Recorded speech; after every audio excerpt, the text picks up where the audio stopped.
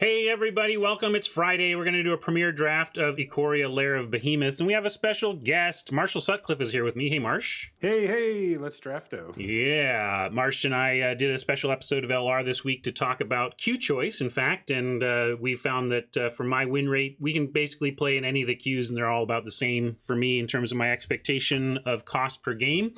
And given the timelines today, we're going to start here in Premiere. We're going to do it. Also, I'm going to do the chat gauntlet draft after this. That's where I battle my viewers in an offline draft. That'll show up on YouTube tomorrow. And for now, though, we're going to guide our way through this with my old buddy Marshall, and we're going to see what we can do. Before we jump in, though, I want to thank my sponsor, CardKingdom.com. You know, Card Kingdom was the very first sponsor of Limited Resources, and I really appreciated it when they reached out to me. Actually, you know, I kind of made contact on Twitter, actually Twitch. You know, I went and watched their stream, and they reached out to me and were like, hey, we want to support you again. And that was so great to hear the band getting back together, so to speak, of Card Kingdom and my content. And it was really great to have them back with me and be back in their fold. And I appreciate it very much. You can check out, they are fully open in terms of taking orders, taking buy lists and everything. Shipping can be a little bit slower than their usual expectations right now because of COVID response. But you can check them out and know that they have fantastic inventory, fantastic prices, and fantastic customer services. Check out in the panels down below. Click the Card Kingdom link in my panels, and that gets you there from here. And then that helps me on this stream. And the world economy continues to spin as well. Thanks, Card Kingdom. I'm going to jump into draft view here. Make sure we can... Marsh, can we still hear you? I'm here. Yep. Check. Well, I just want to make sure all of my scenes have you. I think that weird login scene I use is just to is when I log into a different account, I pop over my login info. It's like this rarely used scene that's not hooked up right. But just want to make sure the other ones are good. All right, we're good. We're gonna jump in and Companion. Come on, Companion. Zenith Flare, I'll take that too. Although Companion would be more fun. We're all kind of done with Zenith Flare, but if we want to win, that wouldn't be a bad start. I drafted red white cycling last night, and I was the only one. Like there was 4 cards left, and I got a Snare Tactician. I'm just like, this is stupid, and the games were ridiculous. Yeah, I mean, it was so easy to win. Like it's just. I had a 7-0 with a red-white cycling deck that was quite literally the easiest 7-0 I've ever played in Limited, ever. Right. Ever. It was just like the most consistent, powerful, like it's just everything you want. It's insane. I just felt I had a constructed deck. I was like, hey, look at this constructed deck I have. Oh, that's cute. They're playing some Limited picks. I don't know what they're doing. Yeah. Anyway. It's weird because in some ways it's better than constructed because it's just as consistent but only 40 cards. So you even tighter. Anyway. Quartzwood Crasher, huh? Quartzwood Crasher is a fun place to start. I'm not often like in raw gruel or anything. Like red green is not really a thing, but that's a powerful effect. And I mean, what are we doing if we don't take it? Like there's not much else going on here. No clean removal. There's memory leak for the cycle one, but I'm not that desperate to like force cycling. But this is good in any black deck even. But I think we start with the rare, see where it goes. Sure. It's more fun anyway. Yeah, it's more fun. We're not married though. Don't gotta marry this beast, this dinosaur beast. See what comes our way now. Boneyard Lurker is interesting. This is by the way, Marsh, this is how I pick now. I drag it over here and let go because that reserves it without any risk of double click. So that's why I think it just picks it sometimes when I single click, especially if I if Arena wasn't the most forward thing or whatever. It's like, oh, it drives me nuts. I'm like, I didn't mean to click that.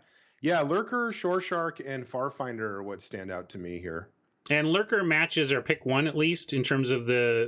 mutate green, right? Oh, sure. So we could mutate there. Teamer mutate is doable. You'd rather be in, like, Sultai mutate, I suppose, but sometimes you get the reasons, you know? Well, I have Lurker reserved for that reason, that it technically could be in a green-only deck. But I'm willing to move. Yeah, we can do Farfinder. What do you think, Marsh? Farfinder gets us. I like Shore Shark the best of these, but I think it's close enough with the Boneyard Lurker that I would just say whichever one kind of strikes your fancy. All right, I'm going to go Lurker then. Go for a little Val. Ooh, now we get another Lurker. Wow, another Lurker, a Ram Through, and a Harvester. Yeah, I really like Harvester. It's been one of those cards that has overperformed relative to where I thought it would be, and I had it pretty high. Also, it wasn't like I had it low, so that's been a strong one. Another Mm-hmm. Lurker is tempting, but I actually think that Harvester is just a better card. Yeah. I mean, the weird thing about Harvester are the stats, right? Like, it's a 4/6. It's like kind of huge, actually. You know. Mm-hmm. I don't know. I'm a big fan of it, and it affects the board basically every time. In our colors, it's not like we're going to have a bunch of pacifisms and capture spheres to screw it up. Yeah, if you knew you were up against token generation, you'd rather have a Lurker, but against almost any other deck, you'd rather have the Harvester. Yeah. And plus, the chance to wheel is much higher on Lurker, although admittedly not high on either. Right. All right, we'll take that. Ram Through was also super interesting for sure. Dark Bargain, always interesting to me, especially, it was kind of the glue of Dominaria, right? It really was. Dark Super Bargain important. being in black in Dominaria is what made black function without blue. Yep. And I find that so whenever black has good card drawing like this, it tends to be very important for controlling builds. Where are you at on Fertilid? Oh, I like it a lot. I think we should probably take it here, especially if we're looking. We are starting to lean Jundi, and Fertilid. I mean, it puts them on the battlefield. You untap with this thing, and you can just do it twice. And I don't know. I think it's great, and it's also a great mutate target. A really excellent reprint choice. Although honestly, I'm going to let it auto pick this. It's a reprint, which is why it has the target player text. I'm a little surprised that they reprinted it. I mean, you like to find reprints, I suppose, but I wish they had just made it again, but with without target player. It should just be you. Just do a functional reprint that says remove a counter, search your library instead of target player, because it's not good digitally to target. It's funny because I think in theory, it should be target player because it's more interesting and weird stuff happens. But in the world of Magic that we live in and the way they design it now, it stands out as what? Mm-hmm. Like, I have to actually choose. Do you like Skull Prophet or Ram Through here? I don't know. We got double red that we really want to cast, but and that doesn't help with that. Yeah, but it might just be Ram Through. This is a good place to start. Look at our beefy. We got a 4/6. What is the Crasher? A freaking 6 something we or do. whatever. I'm going to go with the Prophet though because we have all this beefy stuff. I think Prophet leading to a turn 3 Boneyard Lurker that we can start mutating on is pretty great. This is interesting. I would get Almighty here myself. Really? You like Almighty over Sorry, Symbiote? not Almighty. I would get Migratory here. Yeah, I like Great Horn, and then but I wouldn't mind the Symbiote either. We'd like to get some nice targets, but Great Horn is where I want to be when we're looking at 3 colors. Base green, 3. Naturalist is nice for this as well. Bushmeat Poacher would be excellent, but I really only want one of these. And Coil Bug also good. This is a nice little combo, right?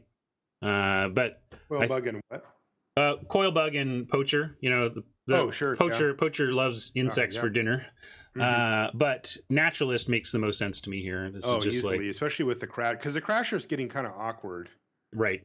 That helps the Crasher a lot. This is the wrong crystal for us, but the Blitz Leech is fine. So is the Suffocating Fumes. Crystal is an option if we're trying to run the Quartzwood Crasher. It does give us black and red. But black and red. I actually like the Leech better. I just like the Leech. Yeah, I think without the Leech here, I'd go ahead and take a flyer on it over some cycling stuff or whatever. Yeah. But Leech is good.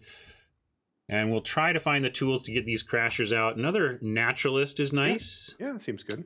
Cloud Pierce is okay, but we now have 3 2-mana ramp creature rampers, so we really want to focus on that.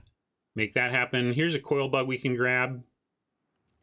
Yeah, we might cut the Crasher. Right now we could just be Golgari and say, it didn't quite come together for the double red. No worries, we've got a good solid base here. Mm-hmm. And here we have a very depressing sight. Check out the triple cycling ones. This is what I mean. Yeah. It's not easy to just gack these from people. We're going to absolutely take the leak and be happy about it. I mean, Memory Leak this late is wow. Yeah, that's legit. Great. Yeah, I mean, that's just a straight up good card to pick up here. I think we want another bug over a Spinnerets. Spinnerets is medium. at best. Yeah, you want to play 0 to half. Yep, exactly. And when people do, I'm like, all right, yeah, you got it's me. fine. But it's like not a big deal. The ceiling on spinnerets is not very high. Blossom, interesting last pick. I mean, hey, yeah, that is a little weird. Helps us. It might splash white or whatever. Heartless Act leaps out at me. There's a Blood Curdle as well, but we'll take the cheaper one. Yeah. Maybe Bonder comes around. Nothing much else here. There's Song of Creation. Take the Trample Lord because we've got the Quartzwood Crasher or whatever. That's true. Yeah, I don't think we need to prioritize it though. We're going to take the good removal, and if we happen to find ourselves with the opportunity to take a Wild Bonder, awesome, but not over premium removal. Mike likes Curdle more because it's unconditional. I'm going to go with cheap though, Mike. Yeah, no, Heartless Act is better, I think, on average. Ooh, another one. Another Heartless Act. I mean, this is insane. Like, Heartless Act is amazing. Like, it's really, really good. You just have to be careful. You do. I'm glad this happened off air, but I'll cop to it. I totally screwed up. I was not paying close enough attention. I had someone Heartless Act a creature that was important to me, and I had one of the uncommon cycle give a counter creatures in my hand, and I didn't see it. I failed to like blow them out. I still won the game, but I was really sad that I missed the blowout. So just watch it when you cast this. Don't get blown out by uncommon counter ads. This one exactly was it, actually. Funny. There you go. We can grab Necropanther. And it has white in it, but it mutates for black. Do we have... You're getting back some junkers like Naturalists and Coil Bugs right now? Yeah, Skull Prophet maybe. Not the best, but maybe it becomes more valuable. If we're going to do the red thing, we could just take the Smasher. Yeah, the Smasher's a much better card. It's just unclear whether we're actually going to get to play red. Yeah, we could also just take their first Poacher. Did we not take a Poacher already? No, we looked at it, and it was Poacher, Bug, and then something like Great Horn or something. Something that we ended up taking. Conservative and just take the Poacher. Having the first Poacher is something I'm interested in, and the Necropanther isn't great. It looks sweet because it's gold and has mutate, but it's like, Yeah, especially with our current crop of stuff. This is interesting. We could take a Fire Prophecy and continue. I mean, we have a Fertilid. It's not going to be too difficult. Fertilid and Humble Naturalist, two Naturalists, Fertilid, and Great Horn mean that it's pretty easy to cast this kind of thing. But we also have an Unbreakable Bond, and we don't have it yet. But this is the color of. These are the two colors of cheap cyclers on massive beaters. Like I love Bond in this type of deck. So yeah, I know that Naturalists can't, but my point is that the Quartzwood Crasher.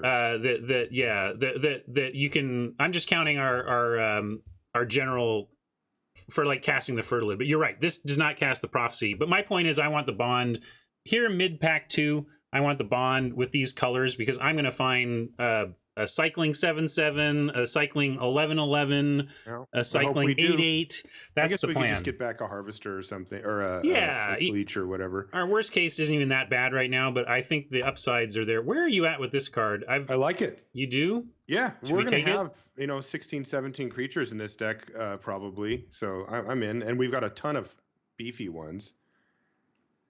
Yeah, Mole supports Bond, but I want to get this later. I think we'll try Charge. Charge's good. I think having one is good.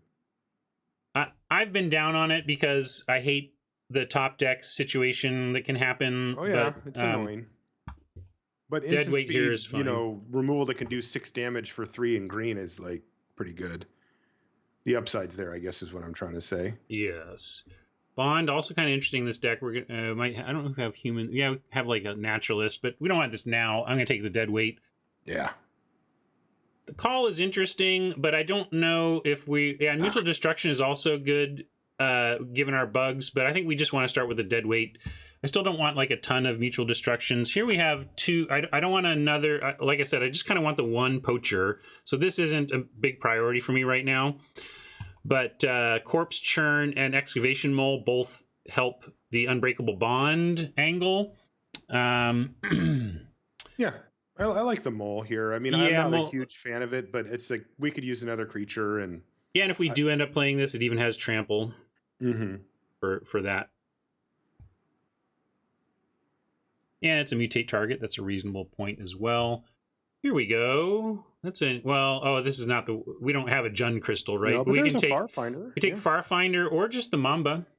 How many what's it called? Do we have? We have 1, 2, 3. Yeah, I would just take the Farfinder. Like the Mamba's very touchy, right? Like if you don't mutate, it doesn't do anything. Like this is a 1/1 for 1 unless you're heavily mutating. So yeah, I like that there. Lurking Deadeye seems fine here, although we could wilt. We're best of 1 here, so I like having a wilt in a deck like this. Oh man, I haven't got to do my rebuttal episode yet either because we had the set reviews and stuff. For your why I'm wrong about my hatred for wilt and such. Oh yeah. Oh god, you're gonna get it. I got it all lined up in my head. Oh really? The counter argument, the counter. The point that you missed. The thing that Ryan missed, that's how I'm gonna pitch it. All right. I'm gonna be like Skip Bayless going nuts on some whiteout or whatever. I'm like, yeah, you know what you missed, Ryan Spain?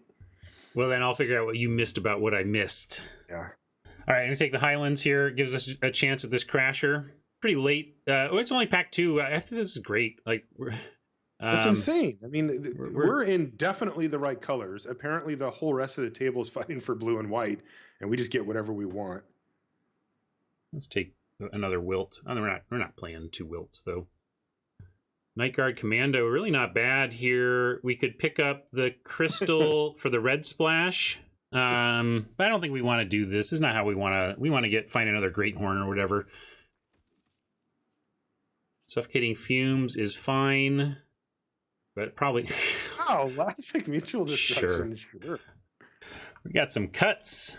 Can we play this? Not really. It's not even that good. Even when you're doing the thing, it's not that good. Oh, it's not that good, no. Bastion has been rising in my estimation. Here's a ram through. We've passed a couple of these. We've got a symbiote, but we're not heavily mutating. We have a couple of good mutators, but not heavy mutating. We have a blossoming sands.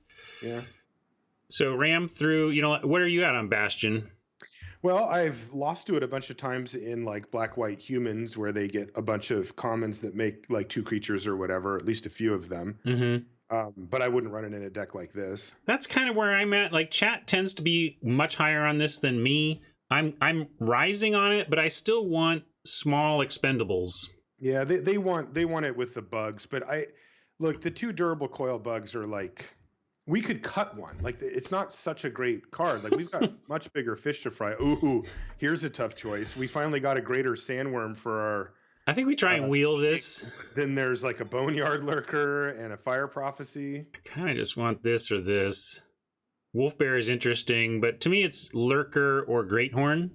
Man, I hope we wheel the sandworm because that would be sweet. I can't take the sandworm here as much as I want to support the bond. I would argue that sandworm is arguably just better than Boneyard Lurker. Really? I mean, like Boneyard Lurker's kind of a. I mean, can I do it? I'm not saying that. I got 7 seconds. Necessarily. I would take the Lurker. Go for the Lurker. We'll go for the mill. We'll focus on getting stuff in our yard.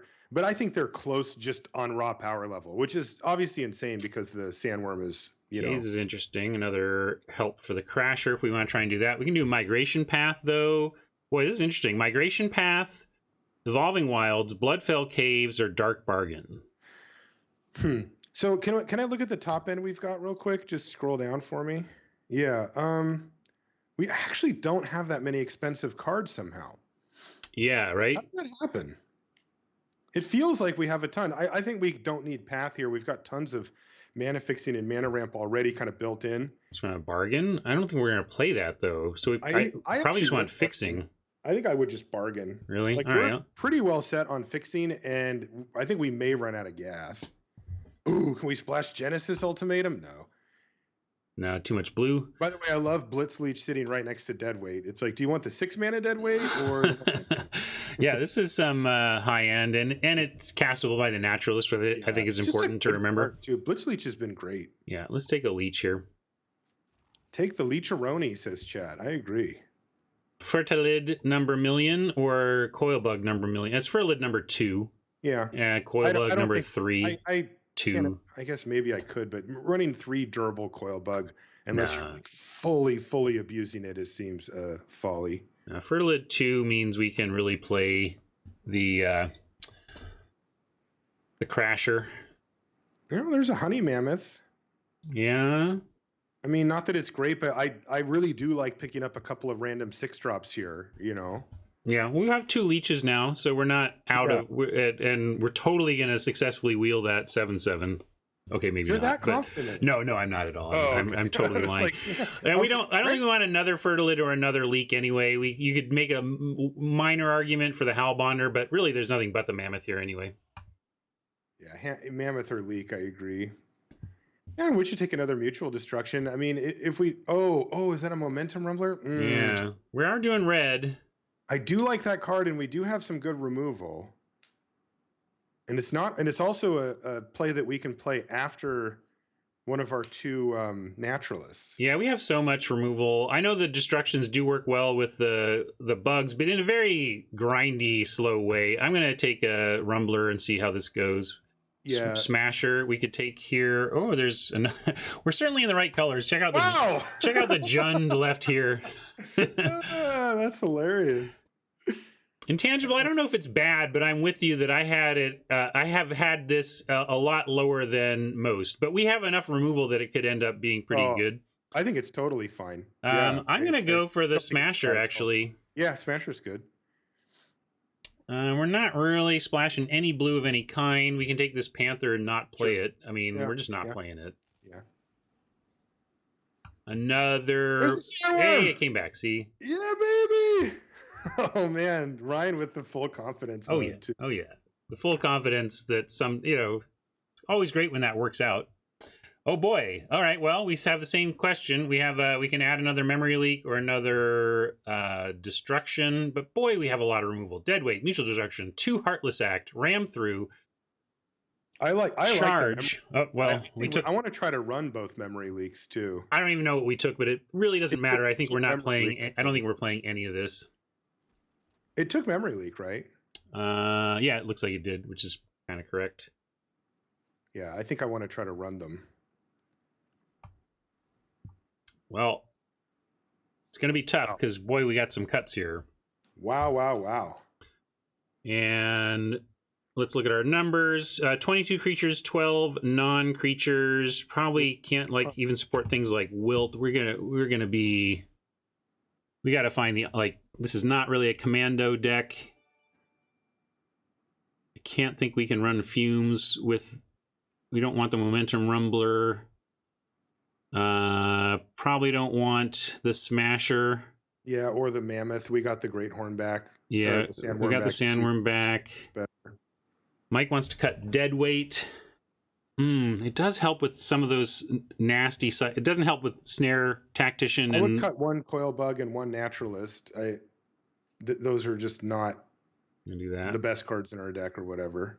1610 does remove our ability to... I like keeping...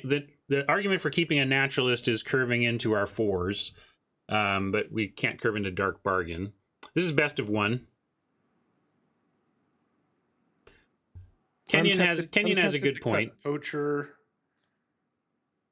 Yeah, although we could cut the Bargain and keep the Poacher as where we're drawing cards. Bargain is a little more direct with its effect, though. I like Bargain better generally, unless I have loop ability, and with just 1 Coilbug, that's not amazing. Some people want to cut Dark Bargain. I really like Dark Bargain in these decks. And one thing about Dark Bargain is you can toss the Leech into the yard for the Unbreakable Bond or the Crasher that you can't cast to bond it, that kind of thing. I would cut 1 Fertilade. I don't know that we can deal with 2. It's so clunky that if you ever draw the second, it's not really good. Well, what about just cutting the Crasher? And because we could just be... It's literally the only red card we have in the deck right now. Yeah, but it's pretty easy to cast. Yeah, but it would be... If you wanted, then we could cut the Fertilid and... Right, I'm just saying, we could do something like this. If we got Brutal, we could swing back towards more of a like this kind of thing, where we're just focusing in on consistent mana. Yeah, I can see that. I mean, I suppose we're not going to have a huge problem actually winning the game once we get our mana underneath us. I'm just putting everything back that's not like if this is if we cut red. But we still want Farfinder, I think. Maybe, yeah. I'm just saying. Hold on, so also going to get to deck building, is what people want to see. So we could do this and think about what we would cut and not even worry about red. And I only put the Panther in as a consideration, but I think you're right. It's the first thing to recut. And so this is without either Fertilid, right? Yes, this is without any Fertilids. And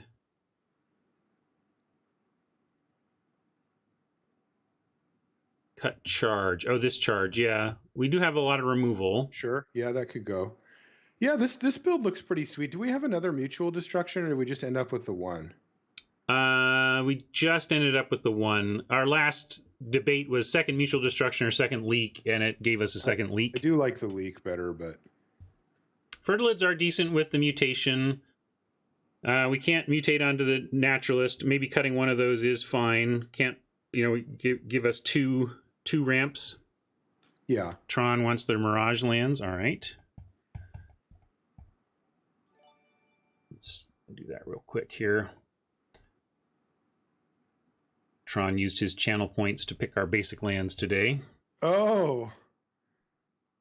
We could potentially do 16 with 2 memory leaks, cycling sandworm, and 2 mana dorks.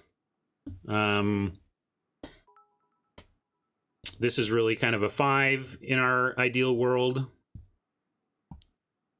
This looks sweet to me. Optimal top left. Is that the, let's see, what's top left in my world? For you, it's the, is that this one? It's over your right shoulder.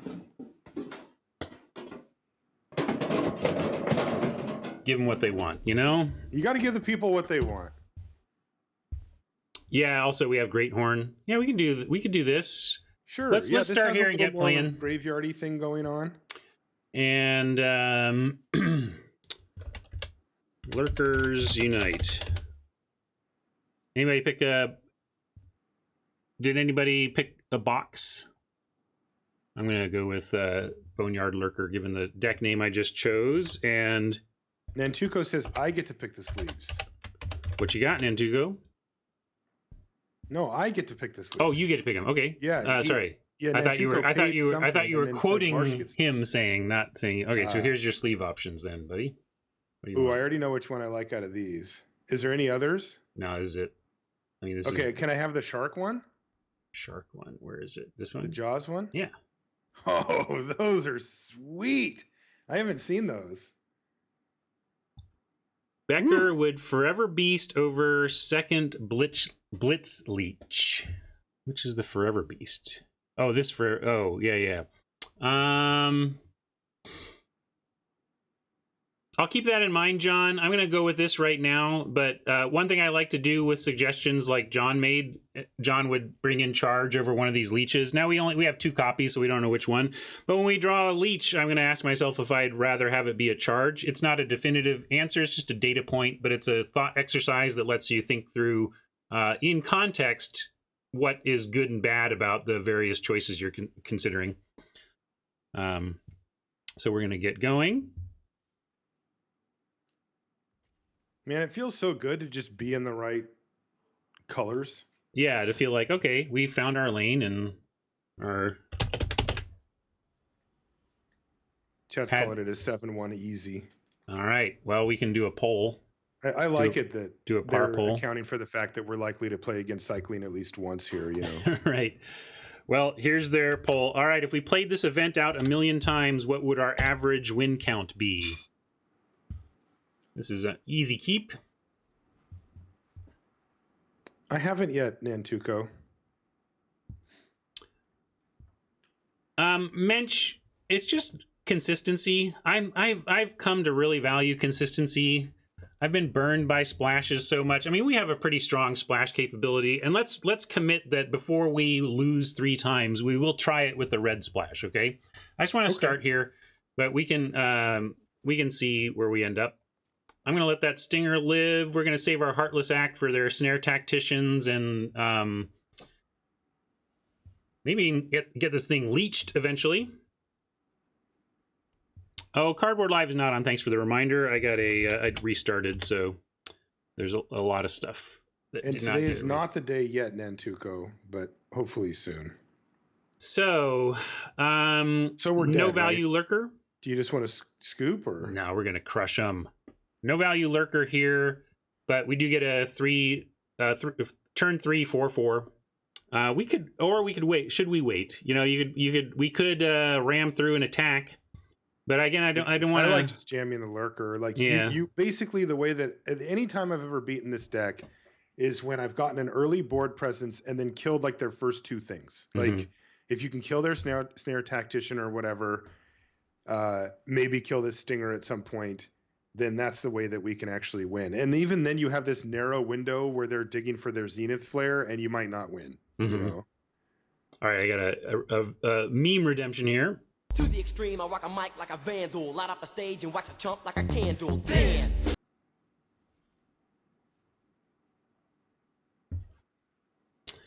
Do I think that Wizards made a mistake with the cycling deck? Yeah, I think it's pushed too far. But it's hard.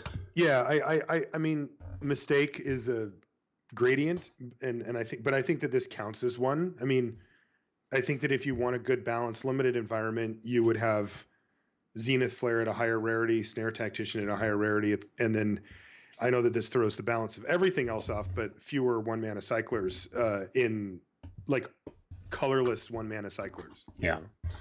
Do you want to ram here, Marsh? Can we just trade here? Yeah, I mean, what are we trying to do? Oh, next turn we could play the Mammoth. Yeah, no, or the. If we find land, we could leech it, which is why I'm a little reticent to use a ram on something we can leech. Well, I just wonder if we just want to offer the trade for the Prophet and the Stinger, but I think probably not. I don't want to offer the Prophet, given that we are 1 land away from ramping successfully into 6s. But the question that I'm looking at is, are they going to block? Like, they never block with Stinger. That's true. We can send, and then I like that. Let's put them to the test, and then if they do block, we can ram through. Okay, sure. I think you're right that good call. These decks don't want to give up their Stingers, so it's kind of free.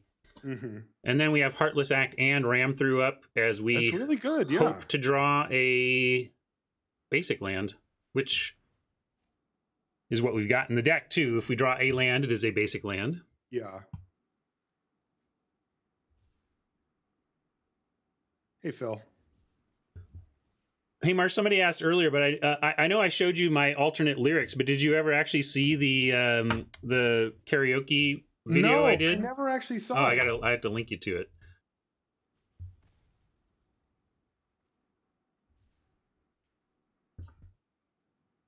Yeah, Snare Tactician either needed to be once per turn, have an activation cost, or be uncommon. Any of those things could have made Snare Tactician not the problem that I think it is for limited. I was thinking about putting up like a troll tweet that says like, why doesn't Snare Tactician have cycling? This is BS. You know? Yeah. Like all the other payoffs do. 2 power is kind of weak. Why not a 3/3? Yeah. Well, they're just all full on cycling. I mean, we could ramp. I just feel no need to do that, though. We're just going to hope we find a basic here. We did. Bingo, baby. We did. Nice thing. I always forget this, but we do get flash on mutual destruction once the leech is in play as well. Oh, yeah, that's cool. So are we really not attacking with the Prophet this turn? That's kind of the weird part. I say we should not attack with the Prophet. Yeah. Well, I mean, I don't know. We have him on a 2-turn clock. That's pretty reasonable. But I think we shouldn't. I think the leech is worth it. Okay. I don't know. Yeah. Sorion thinks we should attack. So the theory on attacking is that, again, the way to beat this deck is to apply significant pressure to it early and kill the first couple of things that it puts out that are relevant. We have the tools to do that here. It is wildly mana inefficient. Right. But the fact is that the Drana Stinger, at least currently, doesn't seem to matter particularly. No, but also Leech is a 5-power attacker. Like, Yeah. if we attack with this, we're not getting a 6-power or a 5-power on board this turn. So we're trading 3 for the lack of deploying these now. So yeah, we could get 1 extra damage over the next 2 turns if we attack with the Prophet both times. But Right. we don't get an additional creature. Yeah, I like getting the Leech down. It's 3 now and then 8 next turn rather than 3 and then 3. Right. How many cyclers do they have right now in the yard? Good question. 1, 2, 3, 4, 5. So Zenith Flare is on 5. Safe here, yeah. And I guess that just happens. Yeah, we can't really do it. I mean, we could ram through, but there's no point. That's fine. This is what happens. So I guess we just Blitz Leech here. I mean, yeah. I'm tempted to try to find something better, but I don't think it kills better stuff, and it would be really foolish because they're just probably going to attack. And yeah, get 2 damage from an attack and a bunch of damage from cycling.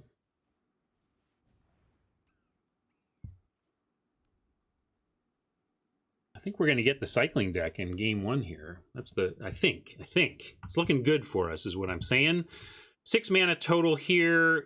We could 5 this onto the Leech and clear this out, but I think we just want to ram it through and have Heartless and Mutual up.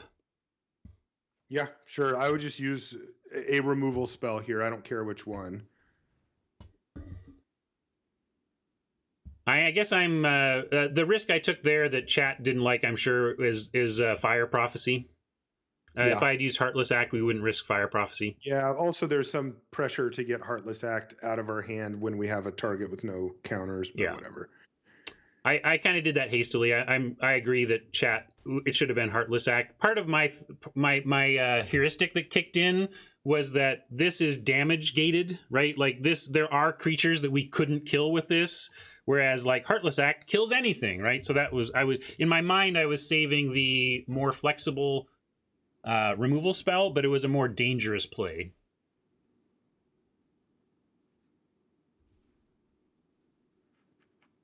Yeah, they also could have put a counter on it. So there was risks both ways. I know. I was thinking that too. There's a nice target. Yeah. For a Heartless Act. So do they have 4 mana? They have 3. Wow. So we just win? I think we just win.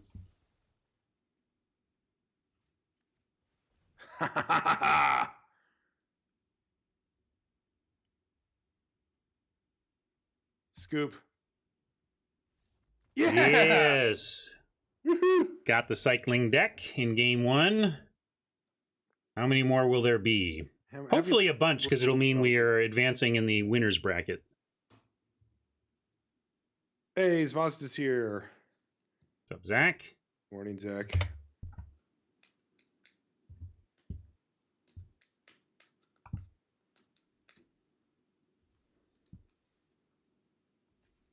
Right back in. Man, beating cycling feels the best. I mean, I've never done it, but... I didn't say it when we drew the Leech, but we did have the Leech that could have been a 3-mana removal spell. Both would have been good. Leech ended up... I liked that our Leech turned sideways in the end. I think we have enough density of 3 mana and less removal that I kind of like Leech over the reveal a creature from hand removal that we declined to play. This is looking fine.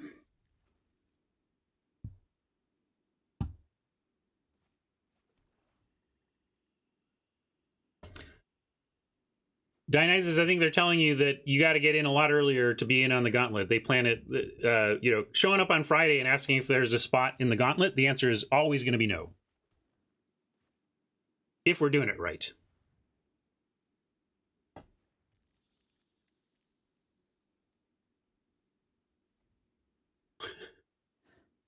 Zach wants to do old school magic tricks and to get a 4/4.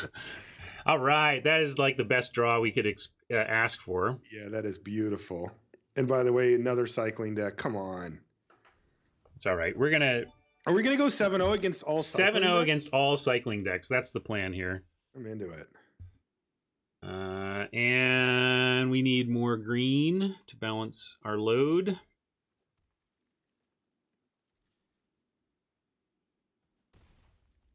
And then next turn, we actually look to Dark Bargain or Harvest, depending on what we draw. But Dark Bargain sets up both Boneyard Lurker and Unbreakable Bond.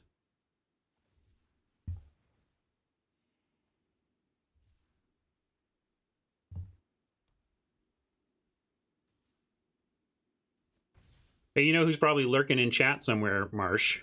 Who's that? Martin. Oh, yeah? Oh, yeah. He's out there. He's out there lurking. Hey, Martin. How you doing? Hey, Marty. Let's see. So we're going to do the Dark Bargaining this turn. I still like that play. We can even... Oh, no. As I say, if Dark Bargaining, a Coil Bug is nice because you can ditch the Coil Bug and get it back later. But I might as well bargain first. Different Martin, Kenyon. Just a buddy of ours you all don't know. But... great. So this is what I'm talking about. We could Mammoth. We could put the... Although, we're so close, we might as well... Although I kind of like the land and Leech.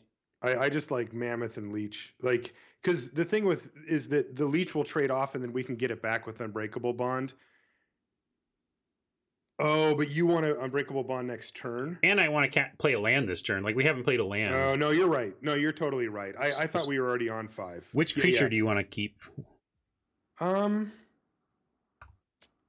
Probably Leech. That's a good because they don't know about it. I'm gonna do Leech. Yeah, that's good. Because it's better as a surprise. Yeah, no, you're totally right. If we were on 5, I would get a little greedy, but on 4, we can't really risk it there.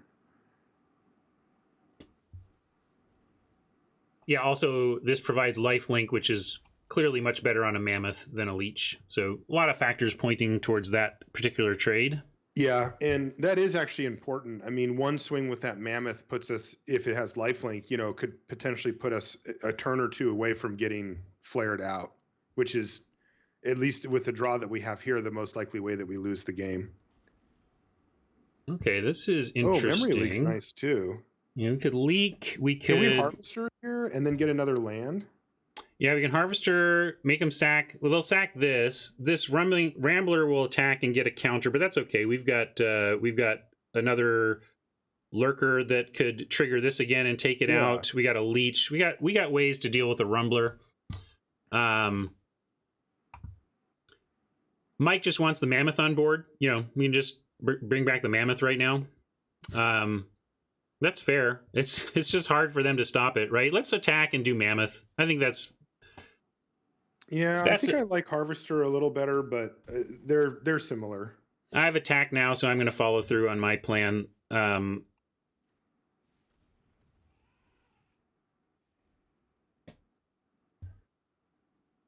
This really poses a good question for even the cycling deck. They kind of need to find their Snare Tactician now.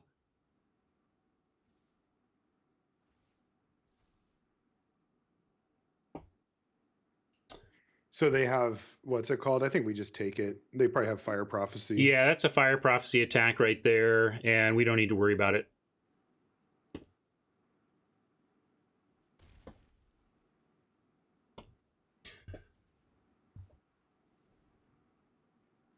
We'll keep that in mind when it comes to the Blitz Leech as well, that it may not be on the battlefield or recurable, depending on what they have. What's that? The Blitz Leech will die to the Fire Prophecy potentially, and then if they have the uncommon, it could be gone. So just something to keep in mind. What's the uncommon that would make it gone? That's, I guess, what I'm not thinking of. Blitz of the Thunder Raptor or whatever it's called. Oh, is that exiles or something? Yeah, it exiles. All these decks play that card if they get it too. But at any rate, I just mean, for future returning it like Boneyard Lurker or whatever. Yeah. Well, we could we can go bug leak here. I mean, if we leak now and get rid of any, I mean, they don't have a ton of, like, I guess they have 4. They have cycling 4. Farfinder leak as well. Yeah, maybe Farfinder leak. I like that because we're doing great on board, even with this getting to double strike. So let's make sure their hand is dead, or that the hand doesn't just devastate us. Yeah, this also sets us up depending, because now we'll have 6 mana for next turn no matter what. And so, like, we potentially could like blitz leech away the healer and then harvester away if they don't have that many threats, that kind of thing. For what it's worth, I'm going to leak after combat. I don't think if they have a cycle 1, it doesn't really matter. There's nothing for 1 red we're worried about, and may as well not give them the information as they're considering their block possibilities here with healer. Like, it's very minor. I mean, this is exactly what I expect either way, but may as well do that before leaking. Unless we, I can't think of something they would show us to be like, oh my gosh, we shouldn't have attacked, you know? But there's the fire prophecy we knew about. Yeah, they have 5 lands, so another land gives them the serpent, which doesn't look very relevant here, at least as far as them attacking us goes. Smasher is a reasonable take, right? It's just I would take the Smasher, yeah. We don't care about the fire prophecy too much. No. And we don't care about the 5/5 either because we can get a 2-for-1 from the leech. We can hit the healer and either get it prophesied or block the 5/5 if they draw a land next turn. Nantuko wants to mutate onto the 1/1 safely. I think we put him to enough of a test here, Nantuko, that they're like just really struggling to figure out how to not lose. And yeah, they have to spend their mana. If they're just like go, then we're in a great spot. We could chump the momentum charger, but I think we could also just take 6 from it. Yeah, because even the double strike they're dead thing doesn't. It already has now. double strike, so they can't quadruple strike or anything. Right, and they're dead to the crackback. Like if they attack with the rumbler, excuse me. Yeah, look at that. They don't even have an attack with it. And let's see now. Harvester. And that leaves us with 2 mana left over for stupid coil bug or whatever. Is Harvester GG? How do we? Because we mutate here, they just kill it, so that doesn't work. If we mutate it here, they sack 1 and they can chump still. We could just blitz leech to kill the healer and then attack. Yeah, I kind of like that. That would let them use the fire prophecy in conjunction to kill either of our big things, though. Yeah, we can. If we let them block the honey mammoth with the rumbler, and then they go for fire prophecy, and then we blitz leech the rumbler, it's only 1+3, so it wouldn't actually kill the mammoth. That's probably the right play. Yeah, basically the only reason to do anything pre here is if we think we can get lethal. I don't see lethal on a pre-combat play, so instead we're going to attack and make them do something that we can respond to. Mm-hmm. And we can even send in the Farfinder, like it's just hopefully just the plunks for 1. Lethal. Yeah. If they want to do anything with the Farfinder, that's great for us. So we have to leech now. Yes. Although we could wait. No, we can't. We can't. Yeah. No, you're right. We cannot wait because then the first strike hits and then the leech doesn't work. Right. So we're going to save the mammoth and be fine with them Farfindering, killing the Farfinder. Trading the Farfinder for 3 damage. Endangered mammoths. Although that campaign didn't end up going very well, did it? No. It did for us. Save the Momentum Rembler campaign did not go well. Yeah. That dinosaur is extinct. Is it a dinosaur? Yeah. Oh, good one.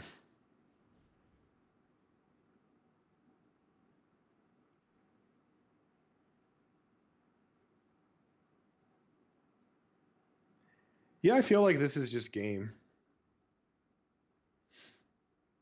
Because another byproduct of the play that we made to keep the mammoth alive is that it life-linked too, so we're at just an unassailable life total at this point with the amount of mana that they have. Kenny didn't like the Farfinder attack. I don't know. It got us extra couple of damage. I would sacrifice Farfinder for 3 damage. Okay, they got their Tactician. That's what the deck always needs to just turn the corner. Like Tactician plus 2 1-mana cyclers, and suddenly they're stable-ish, Mm-hmm. But we'll get rid of the healer and sort of work them down. Is there anything, can we Boneyard Lurker back, like the Leech, to set up for future? Mm-hmm. That might be the right thing to do. Ooh. And that's a bingo. Yeah. So let's Heartless Can we Act. Harvester plus Heartless? Or? Yeah, we can. I'm going to start with the Heartless Act to make them show us what cycling they have. I don't see how Act is GG though, but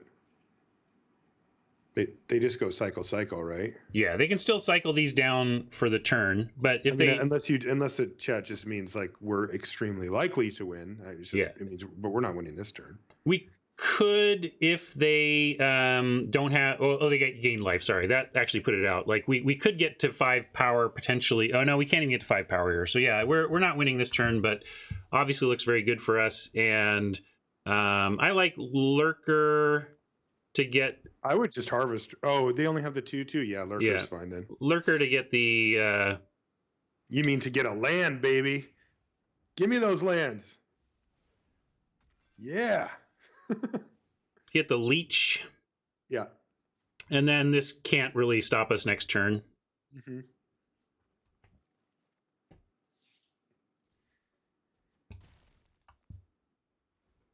Woohoo! We're just tearing through the red white cycling deck somehow. Yes, Rootbreaker. Rootbreaker asks, if you know cards in hand and they fire Prophecy and choose to bottom a card, yes, it closes all the cards off because you no longer know. I mean, they could do, in your brain, you know that, okay, they have 4 of 5 of these, right? But it stops showing you once the information is not absolute.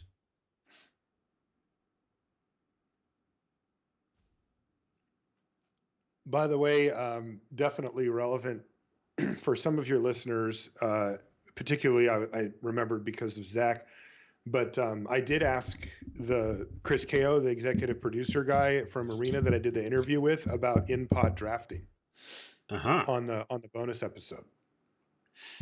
So that we had like a discussion about it. I haven't listened to it yet. I don't know what he said, dude, but I really want to hear what you have to say because he was great. I mean, he just chatted it up. So it was always in a twinkle in our eye that we wanted to create great community building. You know, buy your friends a draft. You know, like I can just pay for it up front and send out an invite to 7 of my buddies, and we all draft together with prizes and have, you know, whatever. There's all sorts of great social tools you can make via in-pod drafting. I mean, hey, we got another cycling deck down. So there's, it would be a really fun social tool, even though a lot of purists look at it as a vehicle to get the, you know, perfect magic and real competitive drafting. Like, you're not really doing it unless you're doing it in pod. So it both provides a means for purists to feel like they're getting the true authentic draft experience, and it provides the more casual types a way to come in and have a draft night together. So I hope they'll bring it. And when I brought it up with him, you know, I'll be honest, I brought it up because I wanted to speak on behalf of our audience, you know, the Zvazdas of the world and people that really want that. Adam, you know, he loves doing in-pod draft. And I like it too, to a point. But for the most part, I've abandoned it for league play because of the ability to just get more drafts in at a cost that I'm willing to pay, right? Like, you know, I do prefer in-pod drafting when possible, but I also prefer not staring at my computer screen waiting for other people to play when possible. So it's kind of a trade-off for me. But I recognize that a lot of our audience is very into that idea. And so I asked him, and I'll be honest, I kind of thought he was going to be like, yeah, no. And he was like, no, we're looking at it. Like, it's, you know, the question he had was just, does it have enough support? You know, just will those queues fire? That's the question. Yeah, it's always a fear of firing. I'd be scared. The thing that I asked him as follow-up was if you could fold in what you mentioned, like, you know, basically what you're doing today, like your gauntlet drafts. Like, I want to have my friends come draft with me, you know. And because the thing I would see is if they could get if they have in-pod functionality and it's worth it for them and it works and it's just a thing, then it does seem like not a huge step to put some kind of background functionality in on doing your own set or your own stuff. I mean, because there's also no reason, well, there's reasons, but you could also do like design your own arena cube, and say, here's a subset of cards we want to draft, and here's the people I want to draft with, but not have it be, right on the front page of Arena or whatever. Cool. So game-wise, I was deciding between Poacher and Lurker. If I'd had like our own Coil Bug in hand, I might go Poacher to get cute and start eating bugs or whatever, but I liked just big here, and I'm going to send in the Lurker. It's possible they double block if they feel like maybe they're stacked with lands and are happy to try and get a double. If they do that, and we could also just kill the Fertilid. Like if they don't kill the Fertilid, we might think that they find it valuable, and we can just remove the counters from the Fertilid. So I'm going to send in the Lurker and see if they want to double. That doesn't surprise me, but I think I'm going to go for the Fertilid kill. I don't think you can, right? Yeah, no, we remove up to 3 counters from it. Oh, you just remove all the counters. Yeah. Okay. And we have a lot of removal, and often I would just play the Poacher. You would? Yeah, I mean, I don't care. Like, if they're going to spend their next turn Fertiliding. Often, though, it's like if it's their splash color, it's maybe it's kill whatever they play with Heartless Act. All right. Yeah, just kill them. Okay, fine. We'll play Poacher now. Use all our mana. Also, Memory Leak was a possible play. Yeah, like if they spend this turn Fertiliding for a splash color, we Memory Leak the crap out of them.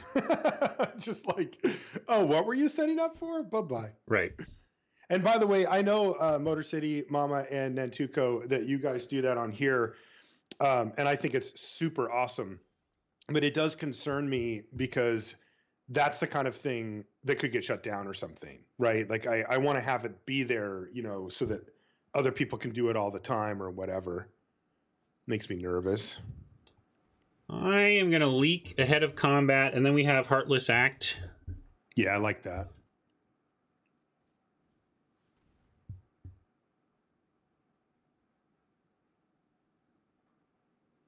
Parcel Beast jumps out. That's what they were going to go fix for. Yeah, and knowing about the Sea Dasher Octopus is nice too, just like having the knowledge. How good is Cavern Whisperer here? We do sure like our hand, don't we? And we have removal if they want to go for a Parcel Beast or an Octopus. Yeah. And they're about to almost the Beast might be like let them have it type thing. What happens if they put it on Fertilid though? Then we don't have an answer for it. Which one? This? The Parcel Beast.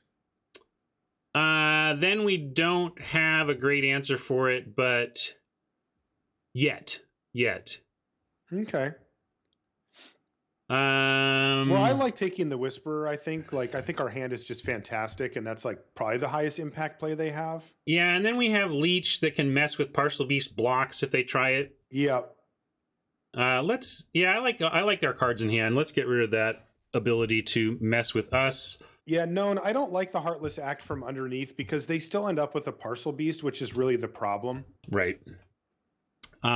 Here, could send in both Poacher and Lurker. I'm not going to sack either of these to the Poacher unless it was in response to removal, and I do want to push them, and if they go for a double block, we have the Heartless Act that I'm willing to do, so let's continue max pressure. Yeah, they'll probably go for the Symbiote and the Coil Bug on the Poacher. And if they do that, it's good because I want that Symbiote dead with the mutating they're clearly intending to do. All right, well, they just want to get rid of both, but yeah, this works too. How do we not have Act? Is that not sorcery? I thought it was instant. It's an instant. Oh, you were thinking it was the healer, the human dude? Yeah. So it doesn't matter. We're going to act either one and the other dies. And yeah, so it really doesn't matter. No.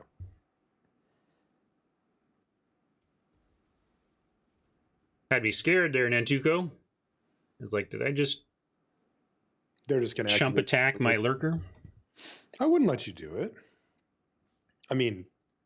Most of the time. Most of the time.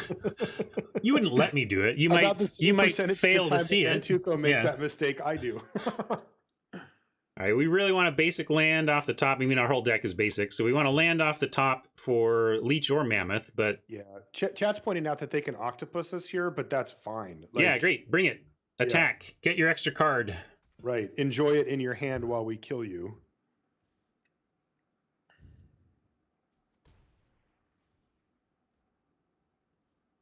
Marshall, I get Marshall today. We'll schedule Marshall back in the future sometime, in which he can be on team chat, but today he's on team Ryan. I'm on team Ryan every day, baby. And we get a Leech doesn't help with the poacher. Well, I mean, it would make it a non, like it would bounce. So I guess we send in Lurker and Poacher. And if the sad possibility is, well, maybe we just send in the Lurker and they think that our backup plan is to eat it with the Poacher, and then we get him with the Leech. I think the Lurker only feels right here, yeah. It sets up this is a better kind of bluff attack because of the Poacher. It looks like the Poacher is what we're up to with this. Oh, take it. Yeah, take it. And I think I just slammed Mammoth. Mm-hmm. Yeah. It was like Leech if block, Mammoth if no block. Either way is pretty good for us. Yeah, we're spending 6 mana this turn. Beautiful thing.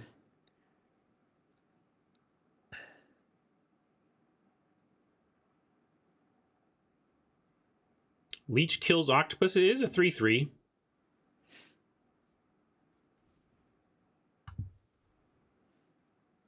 Oh, yeah, Mammy's delivering the goods. Oh, sure. Sorry, you're right. I keep forgetting that. Like, there's certain cards that are failing to get into my brain and fully processing what the Leech does. I finally remembered that it removes the counters in conjunction with forgetting that it gives -2, -2. So I have yet to remember all parts of the Leech. I'm working on remembering all parts of the Leech. We're going to get there, though. Here... Leech is impossible to remember, to be fair. Here I like playing the land, and then we can just swing all. Mm-hmm. Or with the... we could just swing with everything but the Poacher. Yeah, that I think I like too. that. Or we could just swing the beef, and then we have Leech and Poacher. Maybe that's the key. What do you mean? Well, if we have 7 mana, we can Leech and activate the Poacher if we keep up Profit and Leech. You know, if something goes wrong and we want to activate the Poacher. And yeah, I mean, they have 1 unknown card. Yeah, and attacking with a Poacher just doesn't do anything here, mainly. So yeah, we're going to send in the big stuff and have Leech and Poacher ready.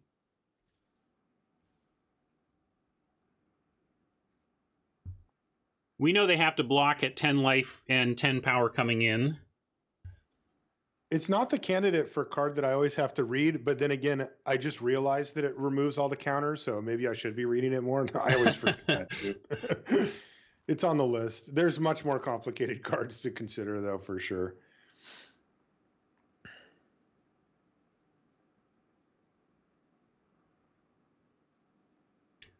I think an interesting candidate for card you never have to read is that rare red Storm Cycler.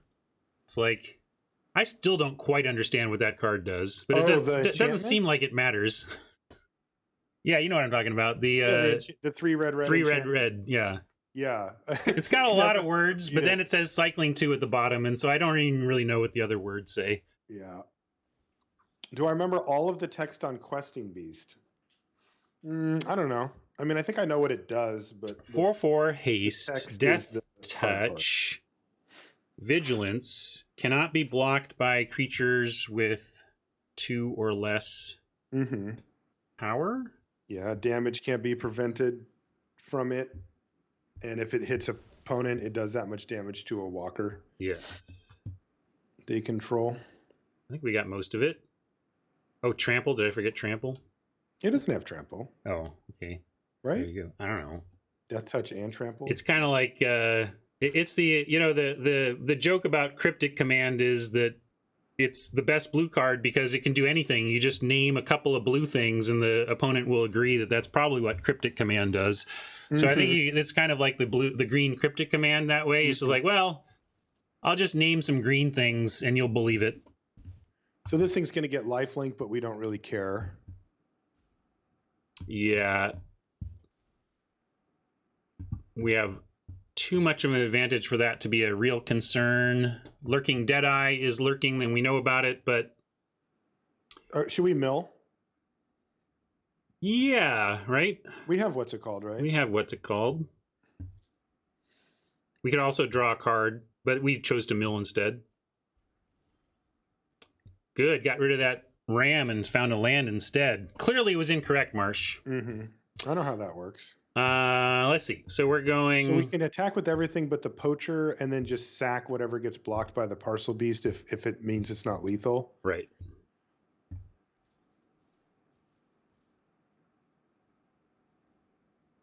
They're going to flash in the 4/2. No, they're just going to block. We could also just say sure. Yeah, this is fine. And Yeah, then... they go back up to 12, but then they take 7. And they get the mammoth, but then we have a 4/4 and a 3/1, and we're drawing cards. You mean they get the leech? Sorry, no, I mean they get the mammoth because they're going to Deadeye it. Yeah, but we're just fine with that. Yeah, and that's what we draw the card from. Yeah, and getting rid of the parcel beast with lifelink is nice. I mean, that leech did work. Leech always does work, though. Yeah, it's... Did you know that it removes counters from creatures? about half the time. I think they just errated it to that because it's never actually shown up in a competitive game. Only one damaged creature anyway, so we're just going to take it right now. Okay. We'll play the land. Ooh, Unbreakable Bizzler. All right, what can we get back? Mammoth, Leech. Yeah. Dope. Just 2 6-drops to get. Kind of my heuristic is to not play the final land. We do have card draw, though, Kenyon, you're right. Normally, I kind of override that heuristic in my brain when I see islands, but we do have black card draw, so there's good reasons to keep playing out land. And yeah, Leech kills the 4/2. This is not an instant, though.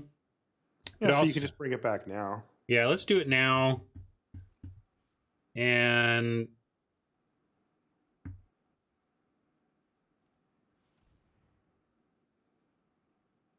Brushwag is going to have to trade off with the Lurker.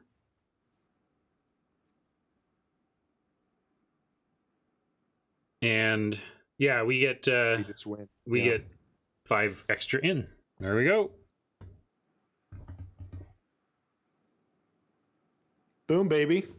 So, do you see what I mean? Like the mana is so consistent that it's nice. I mean, we could bring in the powerful red card, but you see, we're doing powerful things. We have powerful cards, and that's where I just like the consistency is so nice. Yeah, we don't need it at all. And we bring in this. We're slowing down with the ETB tap land. Guarantee our deck goes down in win percentage by like 1 or 2% with that double red card in there.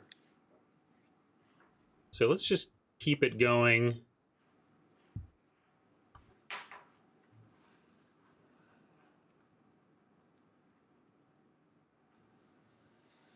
Got any weekend plans, Marsh? What's up?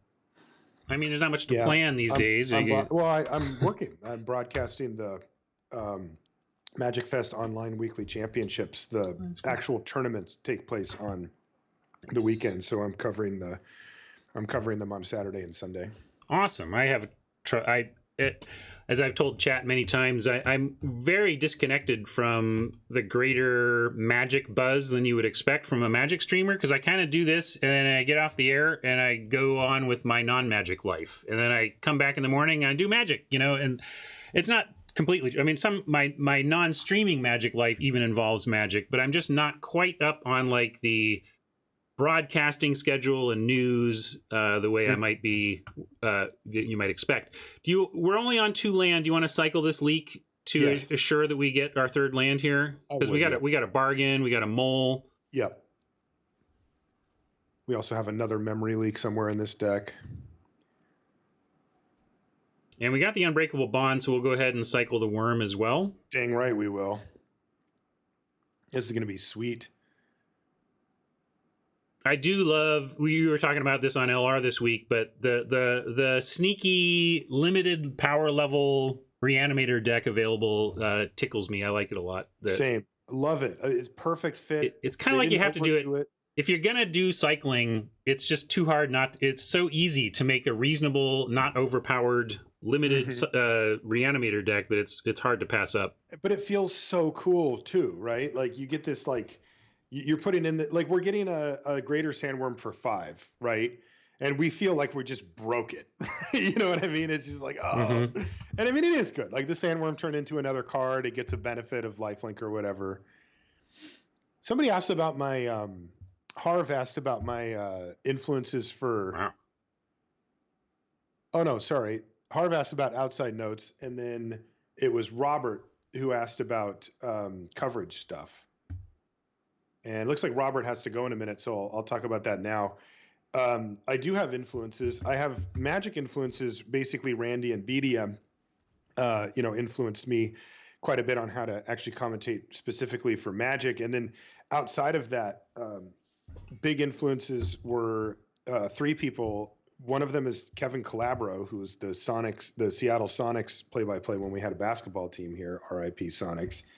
And he's, in my opinion, the best color commentator play-by-play commentator for basketball. Oh, he was so good. He's so good. And he works for NBA TV now and sadly, and for the Trailblazers, but he's unreal. Then there's a local radio personality named BJ Shea, who also is a Magic player, by the way. And I listened to his show for a long time ago, and kind of learned how to access parts of your personality, like your enthusiasm and stuff like that, from him in some ways, I think, just sort of passively. And then there's a podcaster that I really like named Leo Laporte, and he doesn't do play-by-play or anything like that, but he really kind of exemplifies like having some integrity when you do the thing that you do, and making it for real rather than being like, I'm going to put on a face or a character. And I always really like that about him too. You may now go to class, Robert. All right. Will I ever beat the lightning helix call from Randy? No, I don't think so. I mean, that is just iconic. I've had some really great ones in my day as well. Some super exciting moments, but that call was it's the best call in the history of the game, and it will be that way, in my opinion. Yeah, it's a hard one to beat. I like that. You know what I mean? Like I don't know. I don't think I don't try to beat it. You know what I mean? Like that has its own historical context that is not. I don't really care what happens. You know what I mean? Like I've got some great highlights, but that one came at a time and a place, and just a great call from Randy.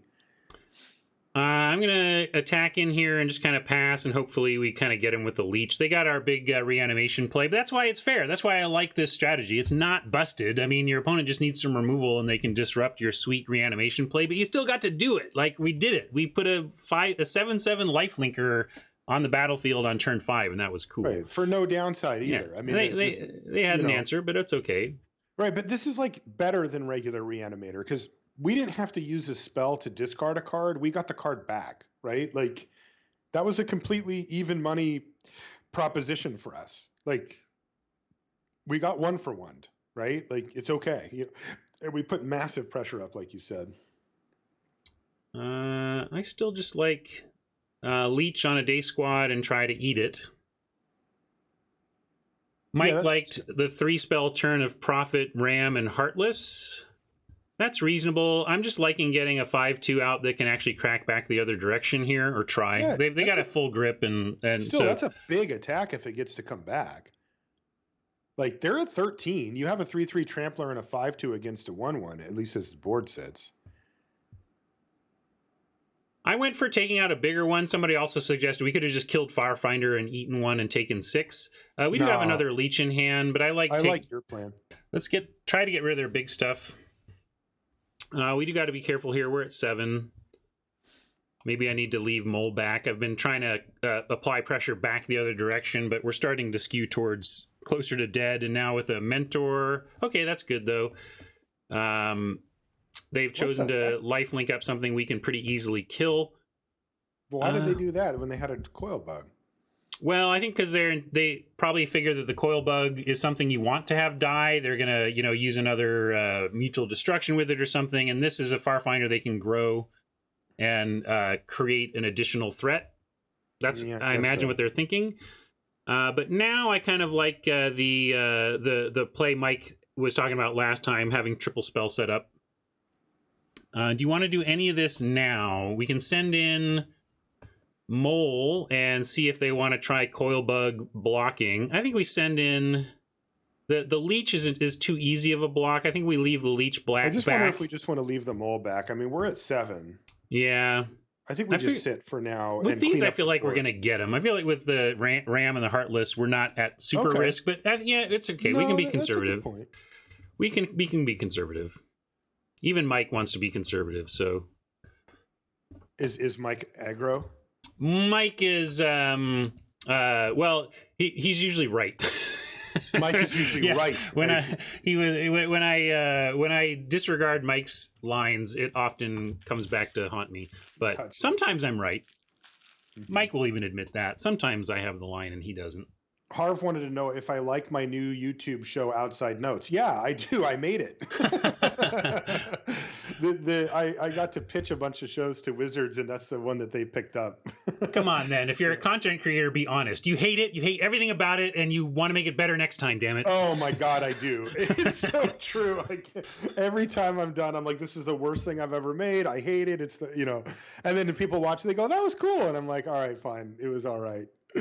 I actually submitted the one for next week yesterday, and so I'm getting emails right now from my co-producer, editor person. Do we want to do some removing before we untap here? Any of this stuff matter? So they just shipped it back, huh? Yeah, we can get they kept up Duskfang. So the obvious plan here is to make this a 2/2. We can still leech that as a 2/2. Kind of like ramming the Mentor now here, making him do the thing, and then leeching the Farfinder. Yeah, that seems good. Those are the only 2 permanents that we actually care about at this point. Why did they not attack with the Marshal, I wonder? I don't know. I mean, maybe they just didn't want to trade, but those all seem like reasonable trades at least. Yeah. Yeah, I like this play a lot, though.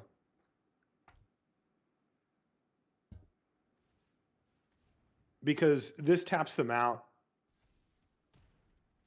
and guarantees that we get the things that we want. We could even Heartless Act the 3/3 and then leech the 2/2, and then we're attacking into a pretty weak board. Yeah, I mean, they still just have reasonable trades, though. The Commando and the Bug just block the Mole. And we still don't have an attack with the Prophet. I don't like that, actually. I just want to save it. Save it, yeah. And probably just be patient here again. I like leeching. Let's see, we have 7 total mana. What can you do with 7? We could Poacher and mutate. That's what I like. I like that. You want to mutate onto the Mole? It's not great. I would rather add bodies than mutate. Probably just the Prophet, honestly. Like, it just getting that one toughness thing off. But it's human, though. Can't do it on there. Oh, it's human. Damn it, I forgot. Same with Bushmeat. So could we do it on... So our choice is Leech or Mole?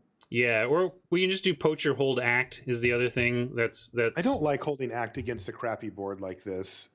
Well, then like we could just leech. We could just pass and be ready to leech. I would just do it on the Mole. Or even just cast the stupid thing, I guess. Yeah, hard. That's what I'm thinking. Eventually hard cast the Great Horn, but do we want to do that now? No, I would get the Poacher. I liked your play. Poacher, I would just play the Poacher and pass. Okay. Like, there's nothing on the other side of the board that we actually care about, right? Right. Like, none of those cards do anything against our board.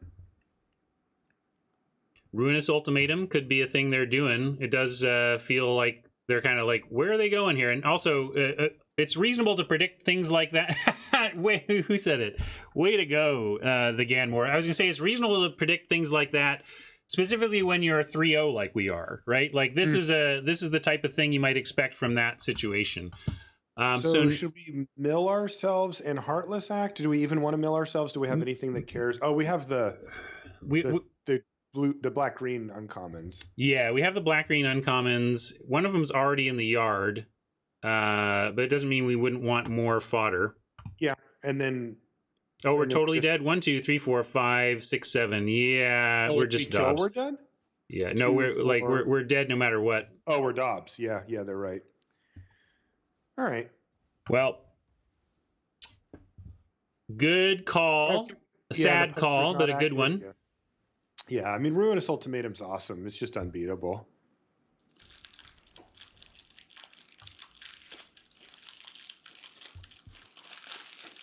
That was a good call by chat. We didn't have our bushmeat poacher had summoning sickness. And there wasn't anything to draw anyway. Nothing gets us out. Oh, yeah. Well, we would just survive, but Right. Oh, yeah, because of the life game, sure. mm-hmm.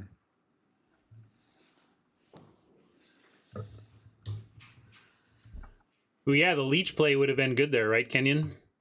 If we thought about the chat thought about the ultimatum a little bit late, but if we had processed the possibility of ultimatum, we could have held leech to actually survive there, and even potentially recovered. Mm-hmm. Kill something. I don't think we're recovering. Well, you know, if we have the leech, we trade off for the 3/3, but then they hit us, and we kill a 2/2 or whatever. But they hit us for like 4 down to 3, and we have to lose the leech, right? Yeah, we had follow-up plays though. Anyway, it would have given it, and then we had follow-up plays at that point with like 2 removal spells, like 2 cheap removal spells. Mm-hmm. This is our worst starter of the day. It's like, hey, wait, what happened to all those perfect hands I was getting? I don't think we can keep this. If you show me the swamp on top, of course we would, but I would keep it for what it's worth, but really? I keep everything now. Yeah. Why would you keep? But with London, we can actually set up a nice hand. I can't keep this with nothing to do unless we happen to draw a swamp. Well, we can draw green cards. We have green cards in our deck. We could draw any land and just cast the Great Horn. We go first. I mean, I get it that it's not great, but here we go. This looks good to me. Probably getting rid of what? We can get rid of the poacher. I would get rid of a swamp. Oh yeah, we could just be land greedy. That's usually what I do anyway. I mean, we're likely to hit our 3rd land for Farfinder. Then we can cast the Lurker, the poacher, and then Mammoth later. Yeah. I tend. I mean, I'm with you. Chad has seen it a million times. When I get when I mold a 6 and have 3 lands, both my colors, the most common thing I do is keep 2 lands. Mm-hmm. Farfinder is just so sweet. Oh, they got Lutri? That's annoying. Yeah, but what are you gonna do? Try to beat 8 cards. Nice, a bug. Yeah, we're on 6. They're on 8. 8 on the draw. It's like so 9.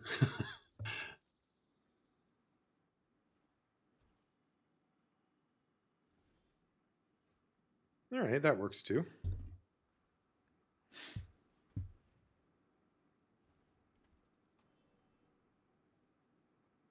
Golgari Lutri, I like it. Maybe it's like an uncastable Lutri that's just like, well, I literally I met the conditions, so I'm just showing you all that I have it. Okay, they're going to cast it off a double red, apparently. All right, we could, we can Lurker here, but I would like to mutate this if possible. The trouble is we don't have anything great to mutate. Yeah, you can mutate onto it later with something. I like Farfinder, get the land, and then we could Bushmeat, and then next turn Farfinder, Bushmeat, Coilbug. I would just Lurker myself. I just want to smash them. This deck looks really clunky that we're playing against, and I'm a little worried that if we let this game go too long, that we're gonna find ourselves. I mean, they're playing Lutri and Jund. Mm-hmm. And we played a land this turn, right? We played a land this turn, so like if we fail to draw a land, like the nice thing about Farfinder on the turn where you haven't played the land is that you get to play it and play your land. Yeah, I just like being as assertive as I can. All right, I'm going to follow Marsh's line here and get on the aggro. Yeah, I would attack too. Yeah, sure they can. I mean, I should have technically swung before Lurker, but I kind of almost like, yep, it's an offer. Take it if you want it. In fact, if we want that trade, we should play the Lurker first to show them that it is indeed a trade. so they don't worry about a trick or something. Mm-hmm. That's a crazy block to me. Unless they have sweepers of some kind. Like I just think that they're on like 4 or 5 colors, so they just want this game to go as long as they can. Yeah, I suppose. Yeah, well, but if they're doing that, man. What? It makes sense. They're trying to keep their life total high. Yeah. I just feel like they're only on 3 colors. I just feel like they were going to have a high life total by the time, with that coming up, by the time they stabilize, they would have had a nice life total. But I hear what you're saying. Yeah. Here, we could play Farfinder to ensure Mammoth next turn, or just get the Poacher down so that we can start sacking stuff. Yeah, it's kind of interesting. My inclination is just to attack with both and play Poacher. But definitely it is with tempting both. to get the Mammoth going, but we have a shot to do that either way. Yeah. You know? So yeah, I just Poacher. Could see the Farfinder. I think that there's an argument for that too.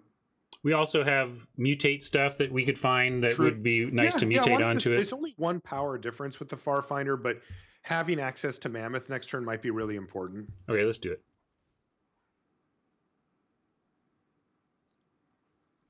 I like getting lands out of the deck. I agree. You got it, Bat Meme. Welcome. Hey, Bat Meme. Lutri Blood Curdle incoming. That absolutely is possible. Yeah, I mean, that's why you would have Lutri Index that are Jund. This is the first time I've ever seen, you know, three forests and a Lutri coming down. I mean, they have it, right? Like they're going to double something.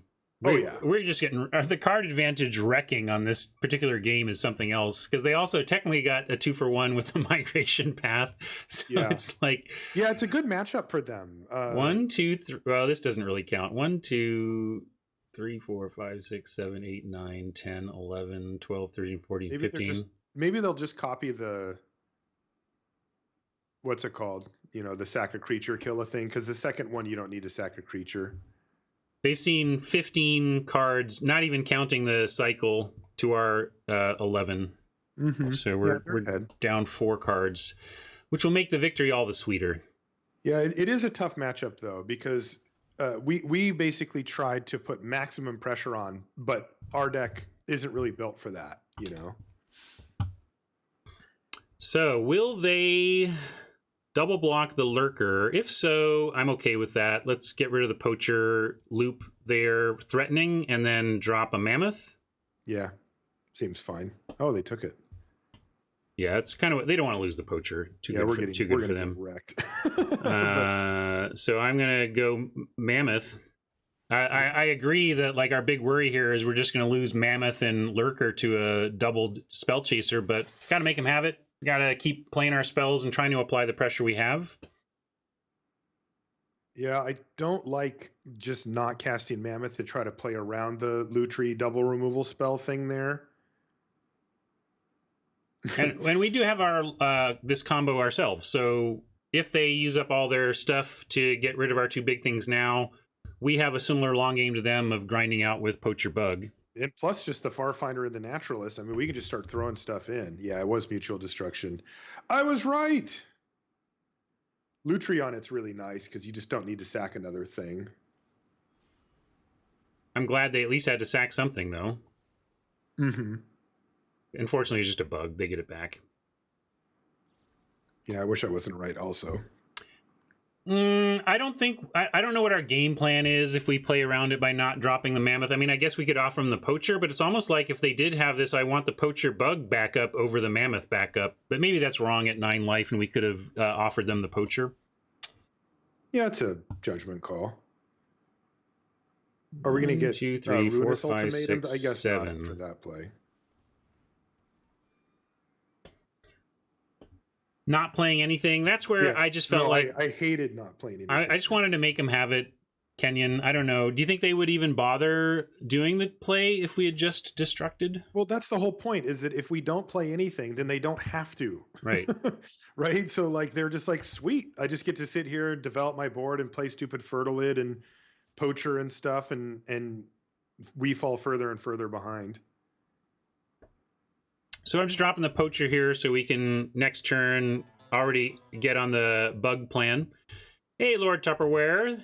What's up, Ethan? Thank you for the raid. We're getting 160 folks in from Ethan, and good times too. We started off 3-0 with a Jundish Jun. We started Jun, but we ended up just straight Golgari here. Mm-hmm. And you've caught us. We have Marshall Sutcliffe with us. Marshall jumped on stream with me today, so we're navigating our way through together. We started off by beating 2 cycling decks, and they were pretty good ones too, so that was nice. Yeah, that felt good. Starting off with wins against cycling. It's definitely worth thinking about, Kenyon. Definitely worth thinking about it. You're not wrong on that front. You got to consider all those options. Oh, you don't know Kenyon. Kenyon's always wrong. That's Kenyon's MO. That's his mode in life. Let's get this back. And we have to use the Naturalist to cast, or we won't have the spare mana for the Poacher. But we're going to try and get a value engine, a very slow, expensive value engine going, and we can block a Mammoth and gain some life, draw a card, etc. Hey, you know, our deck can grind, right? I mean, we can go toe-to-toe with quite a bit of card advantage with the recursion and stuff, the Boneyard Lurkers we have and all that. Yeah, Lurker would be nice. Start Lurker chaining. Yeah. Oh yeah, I got to change the title now. Because I didn't know when you were going to be on. It says eventually. False advertising. In the not good for me way, not good for anybody way.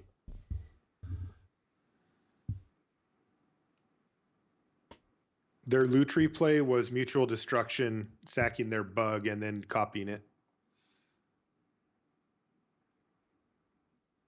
Yeah, you can go toe-to-toe with the cycling decks, Pirates, and actually the way that we played it in the first 2 games is the way that I found the only really way to beat them, and even then it often doesn't work, which is basically you get on the board as quickly as you can with, say, 4 to 6 power or something like that, and you kill like the first 2 things that they play. Like you kill their Snare Tactician and then their 2-drop, and you smash them.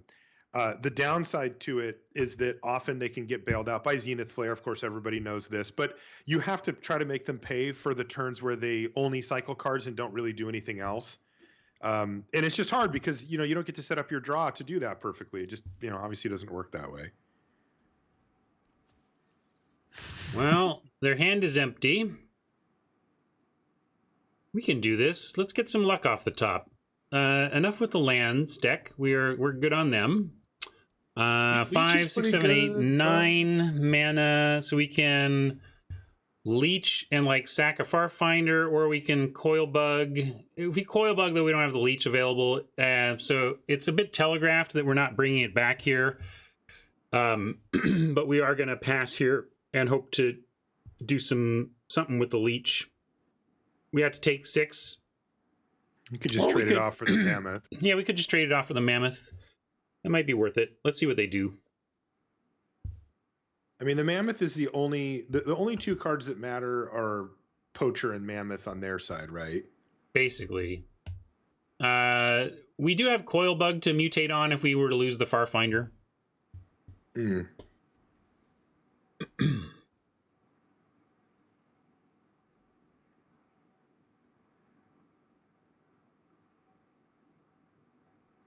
Yeah, block sack Farfinder is fine I too. just like keeping the Farfinder. Like, I guess my question is, what is Blitzleech doing here?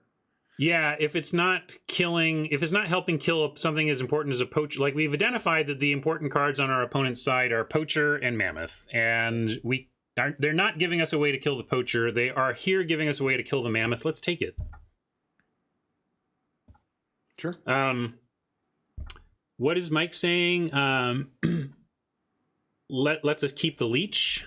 If we block and sack the Farfinder, I mean, we can also just not block. I mean, you know, I don't know. I think we've got all these options are reasonable. I'm going to do this. Inclined to say, hey, we've got a removal spell for this Mammoth, which is the only thing that's actually attacking us right now. Let's just use it. You can kill Lutri, but I mean, it's just at this point a 3/2. It's done its thing. Yeah. Thank you, pirates. Appreciate the sub and the kind words.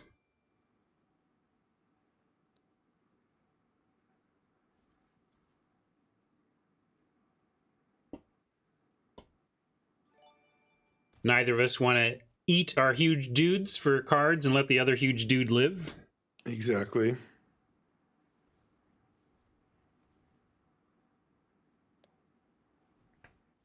Yeah, colorless non-artifacts are a weird thing. They've kind of reserved this space for Eldrazi historically, and it's a reasonable thing to call out. Is this how many non-Eldrazi colorless creatures do we have that aren't artifacts? Yeah, there's very few.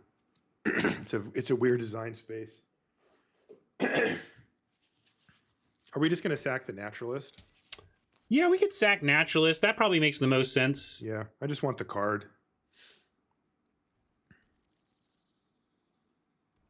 I feel like we really feel... I'm feeling a lot of pressure to get something going.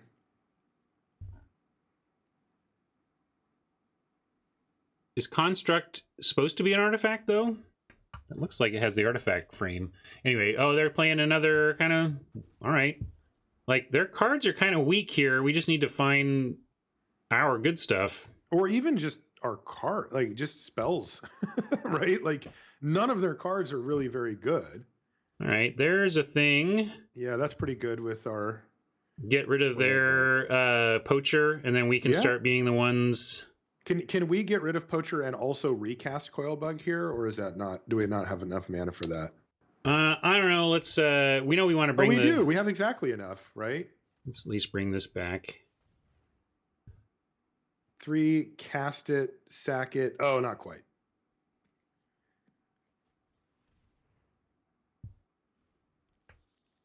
Don't have any flash, right? So we have to do this now. Yeah, which is annoying, but I think correct. We're at 29. We can take a pretty big hit. Yep. Oh yeah, we're 4 mana short. Bummer. I think I thought it was in our hand.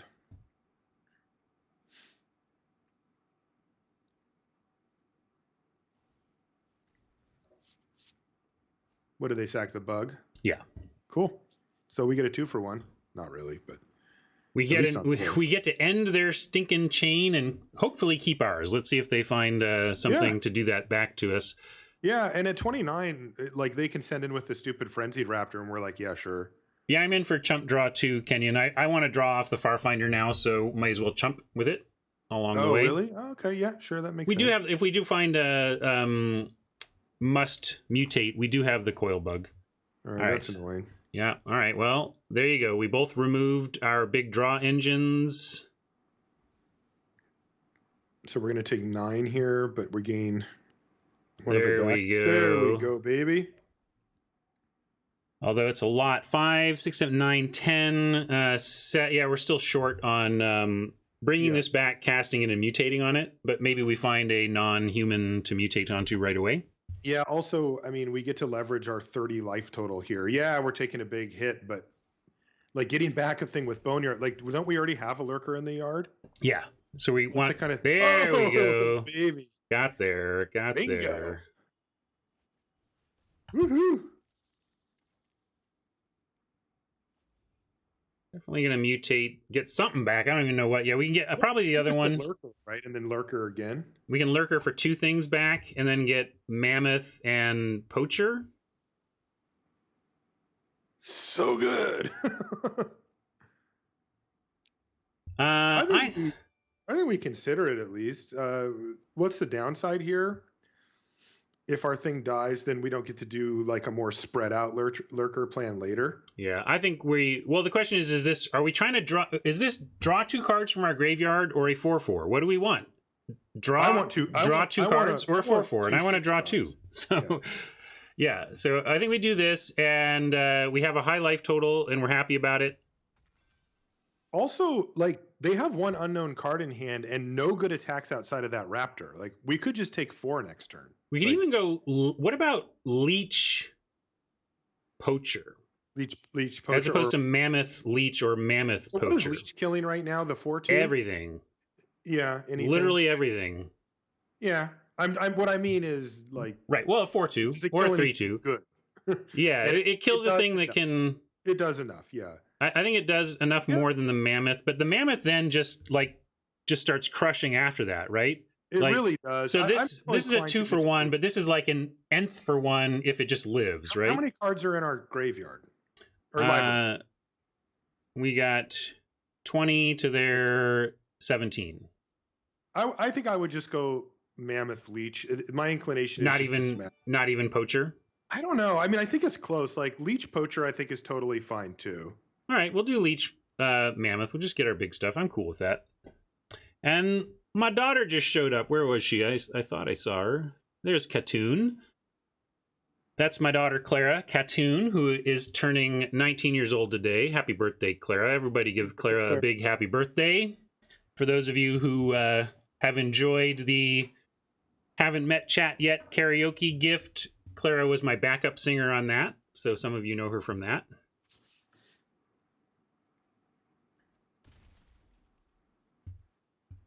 And frankly, my producer. She produced that track, you might say. I'm going to keep dropping lands, given the card draw lurking somewhere, even though they know what we've got here. 6, 7, 8, 9, 10, 11. We can do a 6-drop and a coil bug and recursion. Coil bug return. Yeah, I guess leech. They know about the leech, so I'm just going to do it. I guess we do it during their upkeep. That's the correct time to do a leech they know about. Why? Because if they have some sort of response, it makes them use mana on their turn, but we do it before they draw to find something that could potentially save. You know, like if they have something to prevent the leech from working right now, it doesn't matter when we do it; they're going to still have that. But if they, we don't want to let them draw something. But if they do have like something, a pump spell or something. Yeah, like that? Pump spell, right? Exactly. Okay. I just wonder if the value of us just having it available. You want to go mammoth instead? To dissuade them from attacking potentially is higher than them actually having a pump spell in their like 3-color Jund deck or whatever. Yeah. So in that case, then we just do mammoth this turn. Yeah, I think you can just do mammoth. Like, I think worst case is they just snap off the mammoth with one of their 2 unknown cards, and then we have to take another 4 from the raptor. But the issue here is that the leech can't attack. Like, it is just killing the frenzied raptor anyway. Right, and then it's like staring at a bunch of death. Right, and then where the mammoth actually threatens a lot here, right? If we get to untap with it and attack, right? Like, what are they doing? And having the mammoth attacking with a leech in hand, that's what I mean. Is like, incredible. They're right? staring at it, going like, "Well, I can't put frenzied raptor plus a bunch of creatures on it because they'll just leech away the raptor." So then they're probably going to have to just start blocking it with individual creatures. We have gotten quite a few lands out of our deck. Yeah, we have 5 lands left. We've got Greater Sandworm, Chittering Harvester, another Blitz Leech, an Unbreakable Bond, a Great Horn, Dark Bargain, Mole, 2 Memory Leaks, Skull Prophet, Ram Through, and 2 Heartless Axe and a Deadweight. So we have an insanely stacked deck.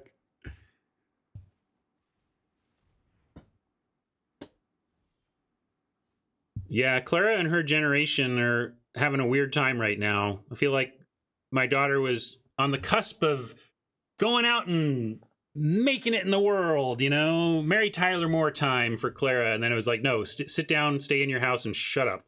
Yep. It's brutal. Kenyon doesn't think we can attack. If we attack, and obviously we take out the raptor, they still have 1, 2, 3, 4, 5, 6, 7, which is certainly enough to kill the mammoth. But then look at our backup. I think we don't want to trade mammoth for 4 creatures. Like, I think we do. Oh, and chumping with bug is fine. If that's all they want to do, then you're just saying Kenyon's it's worthless because we're just forcing them to just spend some mana or whatever. Yeah, all we're doing is tapping the mammoth. I guess that's fair. That fair, is Kenyon. True. I mean, it is a lot of mana, so I think we do it. But I do agree that it is not likely to actually get in for damage. But with the leeches behind and the coil bug coming down, we can still do it. Let's make them spend it. Yeah, I know. But that's a good point from Kenyon. Kenyon is correct. It's exactly what they're doing. But I think Marsh is also correct that with this board and this life total, we should make them do it.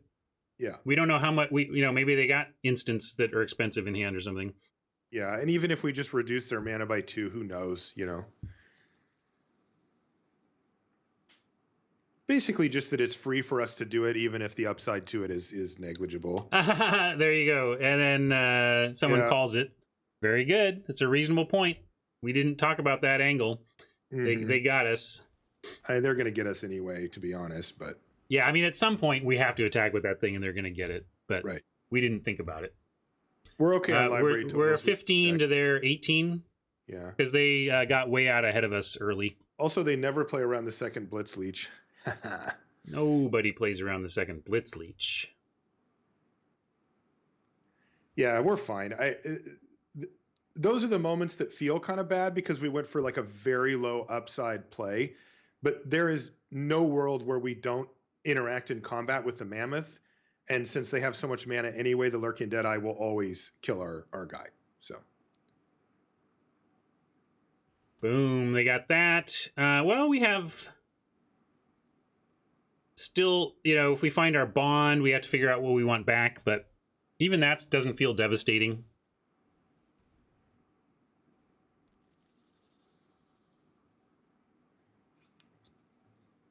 Yeah, Clara's right. If she subbed to your channel, it's kind of awkward.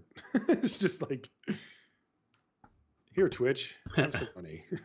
Thanks for subbing my daughter there in Antuco. Appreciate that. They know we've got this leech, so they're just trying to figure out what they're coming in with. We're gonna... Yeah, I just look see if we could coil bug back, but we can't leech and coil bug. We'll leech here. I just killed a raptor, I think. Just because it's a target for mutate and the Deadeye isn't. That's my tiebreaker. I don't know. Mike wanted to just bring the bug back. I think we cycle here. They probably just have land up going on there. Certainly not worth risking the cast. How juicy our library is at this point. Oh, yeah, baby. Forest. And 6, 7, 8, 9, 10, 11. So we can 5... I think it's totally fine to just recur and cast Coil Bug here, though, because I think keeping the second Blitz Leech around is worth it.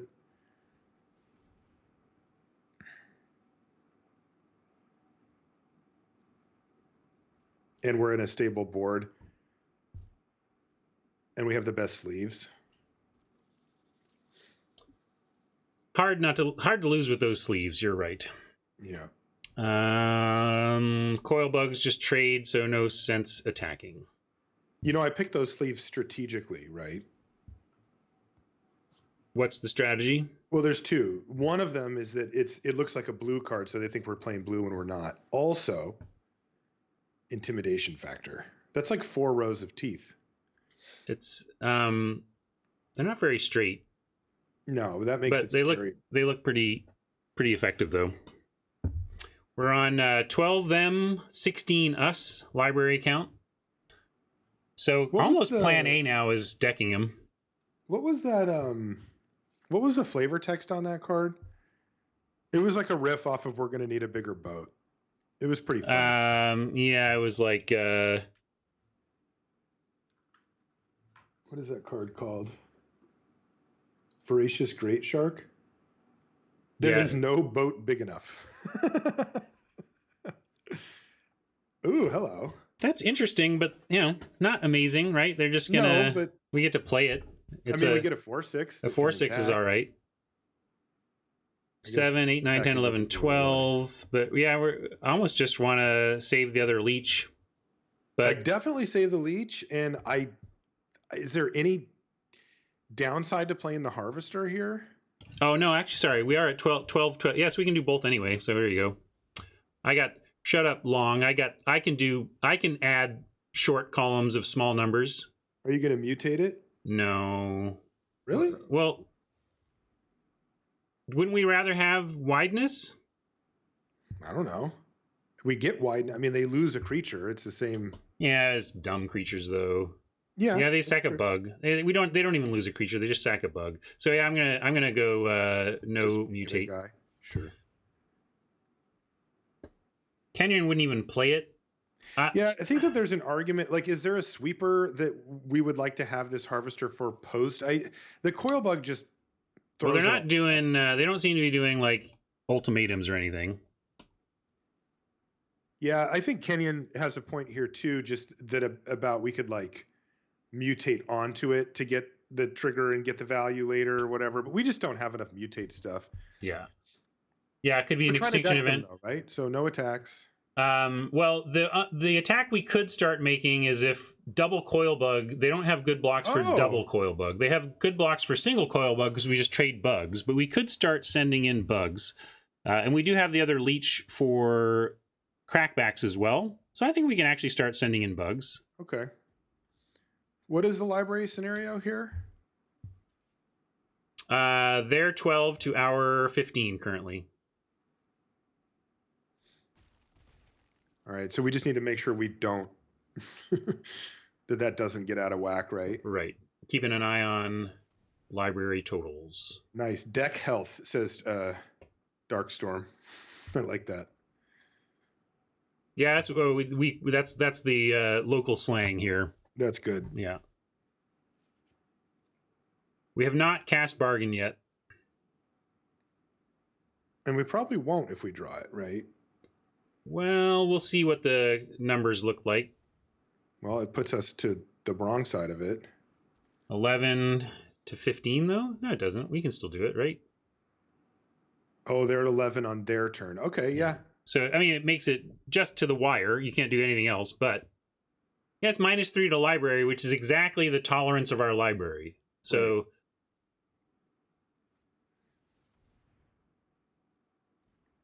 Right. Well, they just cast it, right? Yeah, which is fine. If they had mutated, we would have leached in response. Yeah. Yeah, Mole is also one that will mill us, so we can do one or the other. Yeah, basically Mole or Dark Bargain and no more cycling are actions. And Kenyon said so because we don't get to do our bug attack anymore. We got in once. Oh, yeah, because there's a whisper. Don't worry, we're going to draw removal. That's true, Mike. And we'll bring back the bug.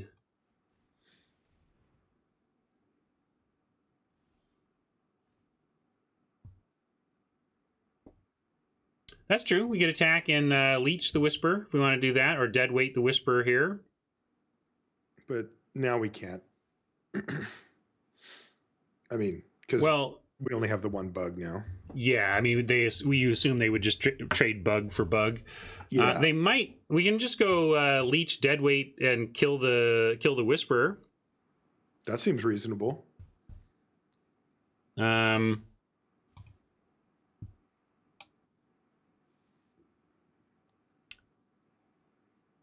We can at least dead weight it. What if they play a flyer? I mean, they're playing Jund. I guess they could play like the rare... Like the Phoenix or something? Yeah, there's some rare flyers in red and black, but not really... How's the attack with a 4/6? The trouble is they have this bug. So, like, unless we're coming up with an attack that overwhelms the bug situation, it doesn't really matter. Yeah, so... Plus, I like just, like, taking that... Like, that's just not an option at this point, basically, right? I am going to dead weight the Whisperer. I mean, the only thing I don't like about dead weighting it is it just means we have to leech it now, basically. Well, maybe. It also just... I mean, it didn't have an attack anyway. We have a 4/6. It does have... It gives me that option. Maybe that was hasty to use the dead weight there, but I like it. Keeps their stuff small and lets us continue to control this game. True. Now it can't bok blug, says Mike. That's true. Mm-hmm. If we ever want to get the bug train rolling again. Feels like we're going to deck them before we even manage to reduce them from 15 to 0 with bugs. It really does, but, you know. Yeah, that was part of it, Mike. Being able to kill this in response means that if we care about discard, we can prevent it. Yeah, it's just if we really cared, we could just keep Coilbug in hand too. Yeah. And still don't like using this. We're just trying to... All right, there's a mole. We said that was one of our... You know, if we go to 13 to 10 in library, they're at 10. They draw first, so we're okay. But I don't feel like we need to yet, so I'm just going to keep passing. No, they did Death Touch on the Nipper. as they always do. The only time I've seen it get lifelink is when it's about to get mutated. Yeah, that's about the only time you lifelink it, or if you're just desperate, you're at 3 life trying to figure out a way to survive. Yeah. Sometimes that life makes a difference.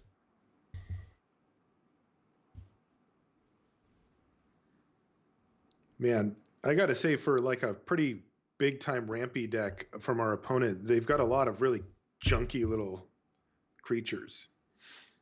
Yeah, they didn't quite get there on the payoffs, it looks like, but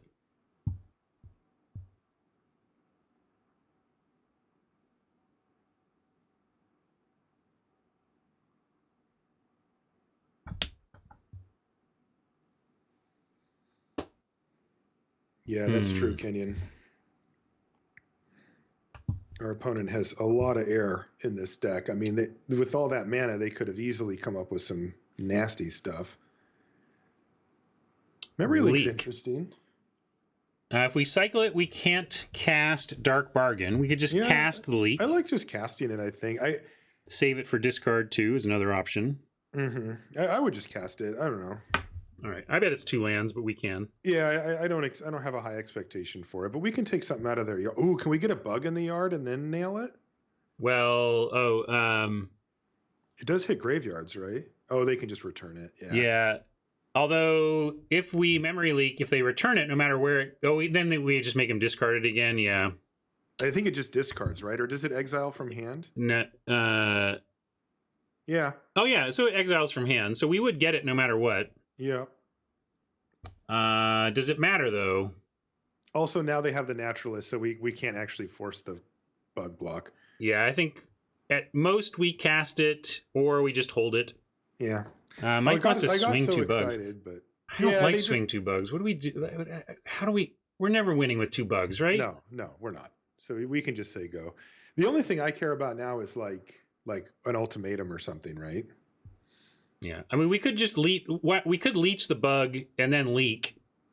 Yeah, we don't care about it. But then we know for sure the bug's gone. I'm going to do that. Really? Why do we care about their bug? It's not doing anything. It's not stopping us, and it's not advancing their plan. Well, maybe we could. It could unlock our different plans. All right, you're right though. I'll just be patient.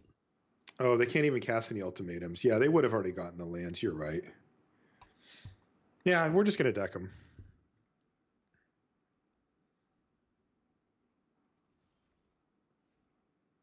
I would keep that in hand, though. Yeah, I could discard that instead.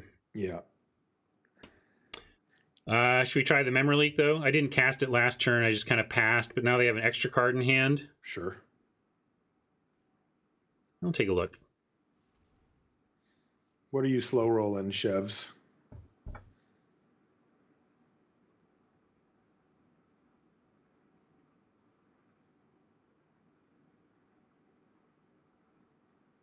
They are tanking. Usually that means you kind of got them. They're like, damn it. Yeah. Right? Oh, they were trying to, they couldn't cast it. What's in their yard? Could I submit 0? No, you can yell your yard. What's in their yard? Well, you can hit their graveyard. I can hit their yard. Yeah. View browser, graveyard. Is there anything like that they could recur potentially that would matter? Bushmeat, poacher we don't care about. Like, they tend to only recur creatures. I guess we could get rid of the honey mammoth.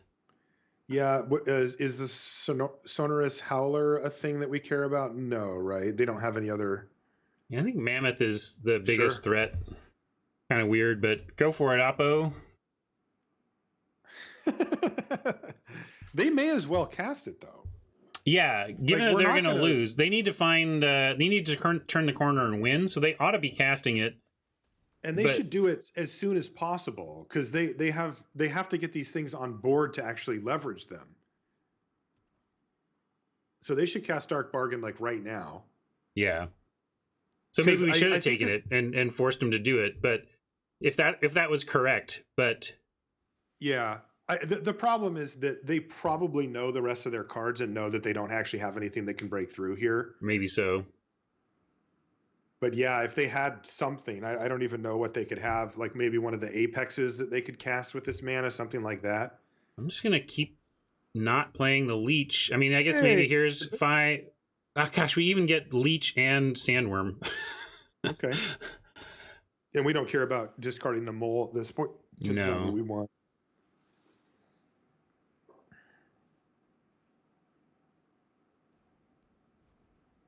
Yeah, if they're not going to cast the, I mean, what they're, I get it that maybe that they had a hope that we would make a mistake. I mean, we've seen it before, right? Oh, Brushwag's actually pretty good. That's a. It's They have, important. Like the eight mana or 7/7 something. had only the Lutri that could block it until this moment. It also can smash us. Yeah. Well, we got Their bomb. we got plans for that. We can even handle the turn 20 Brushwag. I love it. It does trample, and it gets very big, but we have a lot of beef over here. They have 14 mana currently. Is that right? There you go. How about Heartless That's Act? rude. That is rude. And we know what they've got. We can actually just do this and start attacking with Sandworm. Oh, you just want to get rowdy? Yeah, you're right. Yeah. Oh, wait. No. But they have the Deadeye. You want to get a 2-for-1 with the Leech? Yeah, sure. That works. Because they're going to go Deadeye and Lutri on the Sandworm, right? Yeah, if they try that, we blow them out. As you say, nobody expects the second Blitz Leech. Yeah, I mean, blowout's a strong term. All right, we got him to pull the trigger on the Dark Bargain.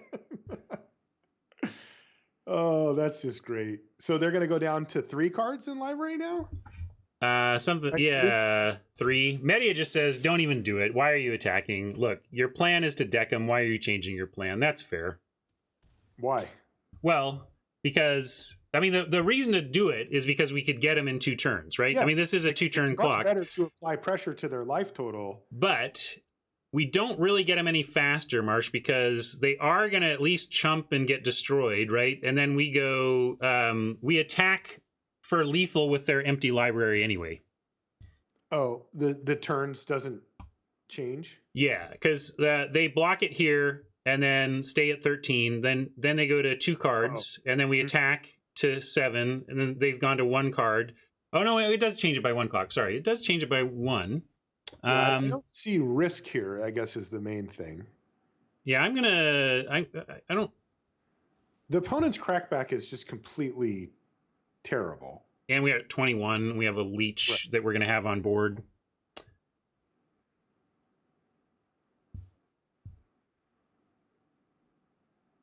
They just took it. Yeah, they're taking it. So can we play the mole and the leech? Yeah. The mole's safe now, right? The mole's safe now, yeah, because they added to the race. Yeah, we can play mole. Yeah.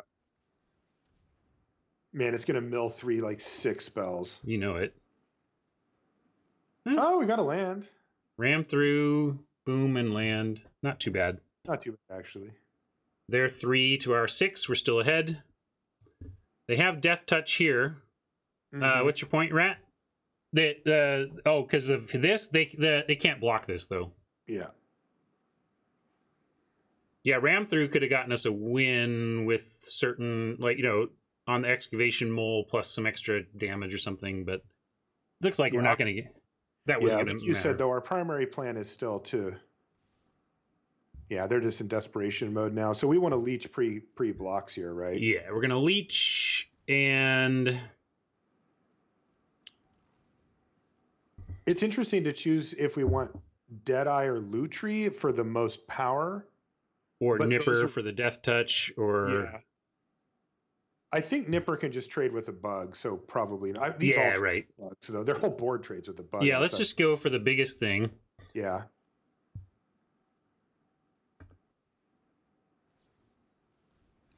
All right. Sure. Still got some work to do on that thing then, but we can do it. Let's go bug on Nipper and then just start picking things off. Yeah. That's fine too. Is there a 2 power? We can just Yeah, I think the symbiote over there. No, I think the Oh, yeah. symbiote's a little higher value target symbiote. because it can gain life or do things. And Then one of the leeches goes on the naturalist. Yeah. And then I guess you kill the scorpion you or can the do fertilid. Oh, yeah, scorpion.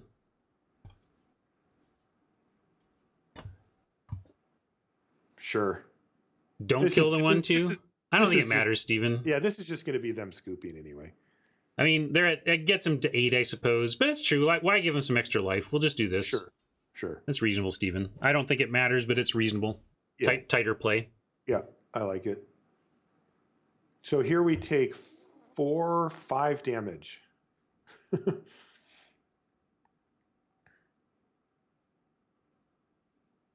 If I've missed something and there's things they can kill that I'm not expecting, it's still just a desperation attack from Oppo, and this should be a win for us. Yeah, I mean, this is an absolutely desperate situation. Yeah, I got to shuffle up that library, Zach, right? Definitely go get the basic, yes. I like that. Certainly not a cycling mirror match here, although we both had cards that say cycling. And there was their big finish, bristling boar. Oh, we were going to have a nice bond, but yes. Extinction Event could have been an out of some sort, but even then I think we just deck them. Yeah, I mean, the fact is that if somebody played any type of sweeper there, we would have been happy. All right, we are 4-1 here, and I'm going to play one more, and then probably regardless of where we're at, I'm going to take a little lunch break, and then we will do the chat gauntlet, okay?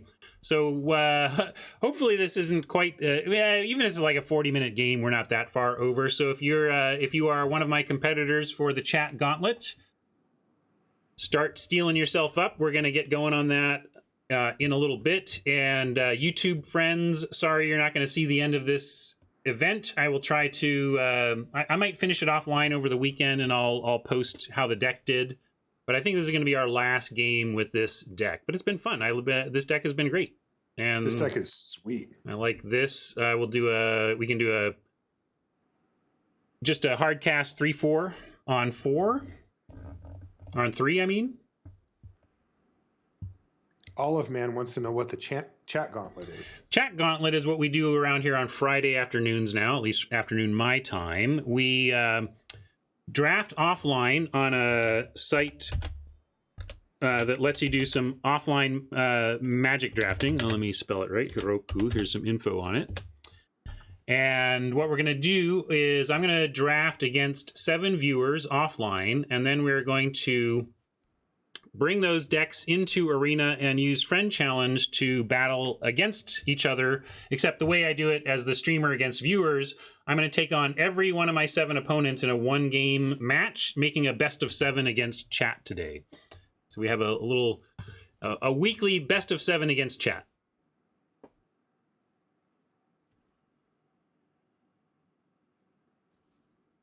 Wow, I'm surprised they're not staying back. Maybe they're going to make another Death Toucher, but I'm happy to trade 2 for 3, maybe even for 4. And Sandworm says, go ahead, or Bond says, go ahead and cycle this Sandworm. You get in on it by joining our Discord and getting in contact with Motor City Mama and Nantuko Avatar.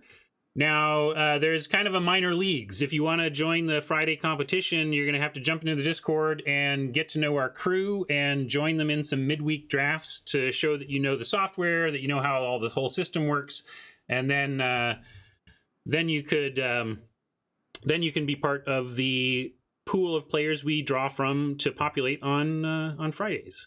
And I'm wondering if I cycle before passing because, I mean, I guess there's a RAM through, or a memory leak that we might want to cycle. I don't think Maybe I should have cycled before even attacking with the Naturalist, because the thing that might happen here is that we find something that we would have cast with the Naturalist, but I'm still going to cycle in case there's something we want to do with 2. So I don't want to compound the mistake by not doing this here. But watch us get punished. Here comes the... Okay, we didn't get punished. In fact, found the swamp I really want. Now we can leech next turn. Or bond next turn. But there's a part... we saw how the sandworm got snapped off last time we did it on 5. And with 2 good plays in the leeches, I think I'm going to try and get them to use their resources on our leeches before hitting them with a 7/7 lifelinker. Yeah, I like that a lot, especially because we can have a good target with the boot nipper. Just getting rid of the boot nipper is already fine. Ooh. Oh, wow, that's aggressive. Heartless act indeed. It changes our plan. Now I'm just going to do it. That was really risky by the opponent. So what they were thinking is, well, you're stuck on 4 forests. I'll take you off of not only a mana, but potentially a color of mana. But with only 3 power on the board, that is very risky business from the opponent to use premium removal just to try to delay us a little bit. And I'm actually happy about it. And that's just a 1-for-1. I mean, yeah, they got us, but that's what I was trying to avoid, right? But then they did something that made us change our plan, and that's fine. Yeah, now we just leave up leech. By the way, I did answer your question, Robert, earlier about the commentator stuff. Go watch the VOD if you missed the deets. They attack with a 2/4. We can leech and kill, but they probably won't with the Parcel Beast. No, they just want to start activating it. Basically, we could. But to that end, then, if they're going to activate, let's let them do it, because it does. Well, I guess it denies them a card this turn because it would be summoning sick. Yeah, and their Parcel Beast doesn't have Death Touch, which I don't know if that matters a lot, but it actually probably does. Yeah, I guess we'll do it. They're going to get the beast either way, but this does delay them on starting to they don't get a card. They get the beast, but they don't get the card. We get to slam them with this Blitz Leech too. Yeah, they can't block with either one. I don't think they want to trade Parcel Beast for Leech. That would be silly. Yeah, that would be great for us. Now I'm tempted to just leave up the Leech. I just want to have 10 power and start slamming. They can't block the Leech with these 2, and if they're going to use Parcel Beast to find value, then it's going to be tapped. So yes, they can draw a card with the Parcel Beast, but then it's tapped. I see B-Wong every once in a while, Steven. He comes to some cubes that Adam puts on and stuff. He's doing good. He's the same. Yeah, I went and drafted with Brian at a mutual friend of ours down basically an hour drive away, and it was great. I got to chat with Brian for an hour both ways that day. But that was 10 months ago, and that was almost a year ago now. Mm-hmm. Yeah, he hasn't been playing as much Magic. I would, by the way, just Blitz Leech here. Yeah, that was the plan, right? It's hard to not. Yeah, even though now they have a decent block, it's still almost a must block. Right. It basically does the same thing of getting rid of that card, but let's just use our mana here.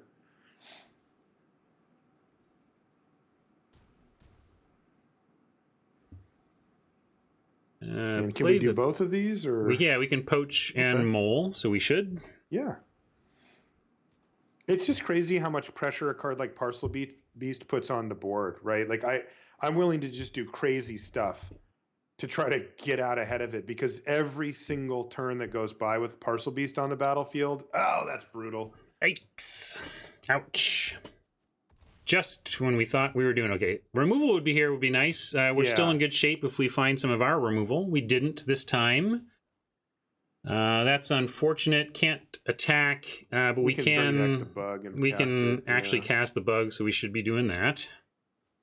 Yeah, King Kong's brutal, man. It's a good card. 4-1 bracket, you're going to see some bomby stuff. We can... I guess my ideal draw now would be Dark Bargain. Yeah, Dark Bargain into Heartless Act would be kind of where we want to be now. Because, again, that Parcel Beast is just applying that kind of passive pressure to the board They got a land off of it. I mean, they're just drawing an extra card every turn. Yeah, even as the human. Yeah.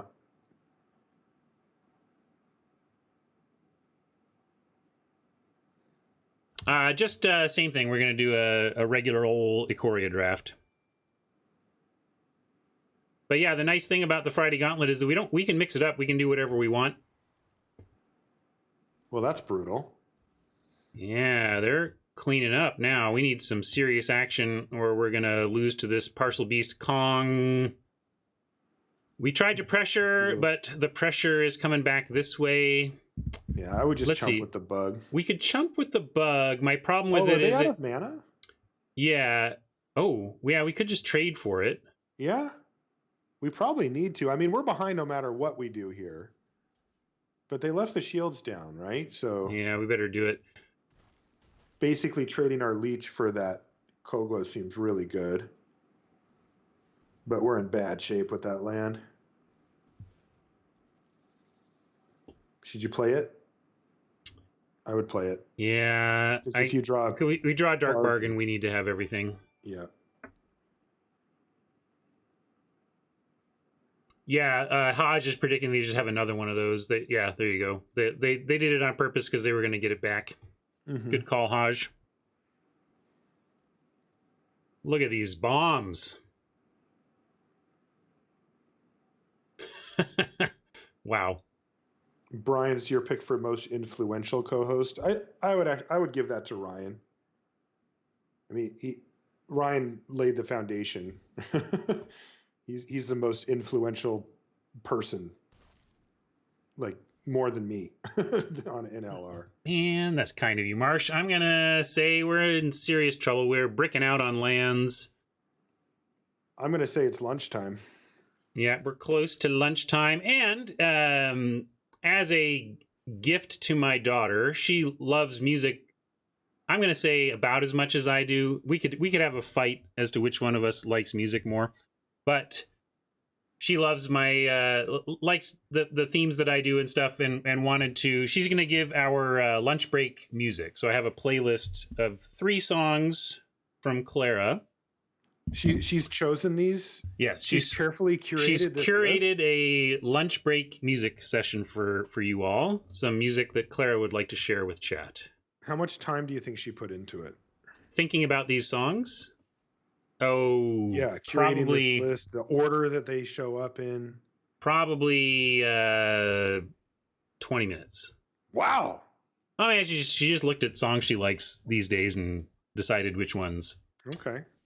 Yes, we are super dead. Good job, Oppo. That was a fun game. They bombed their way back into it. What are you going to do? We did everything we could to pressure them out. I don't know if there's... I always like to say, I don't know if Ben Stark wins this one. Maybe there was some line we missed, but I think we just got wrecked by some bombs there by the end. Boy, that deck was nice.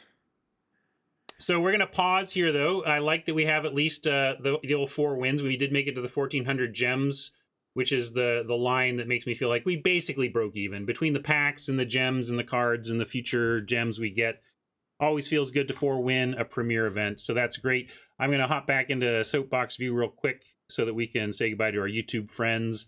Thank you so much for catching this video, YouTube friends, and look out tomorrow for the chat gauntlet draft that is coming up next. We're going to take a little break here, and then I'm going to battle some viewers, and if Marsh wants to stick around, he can help me find a way to crush them. So lunch break time now, though.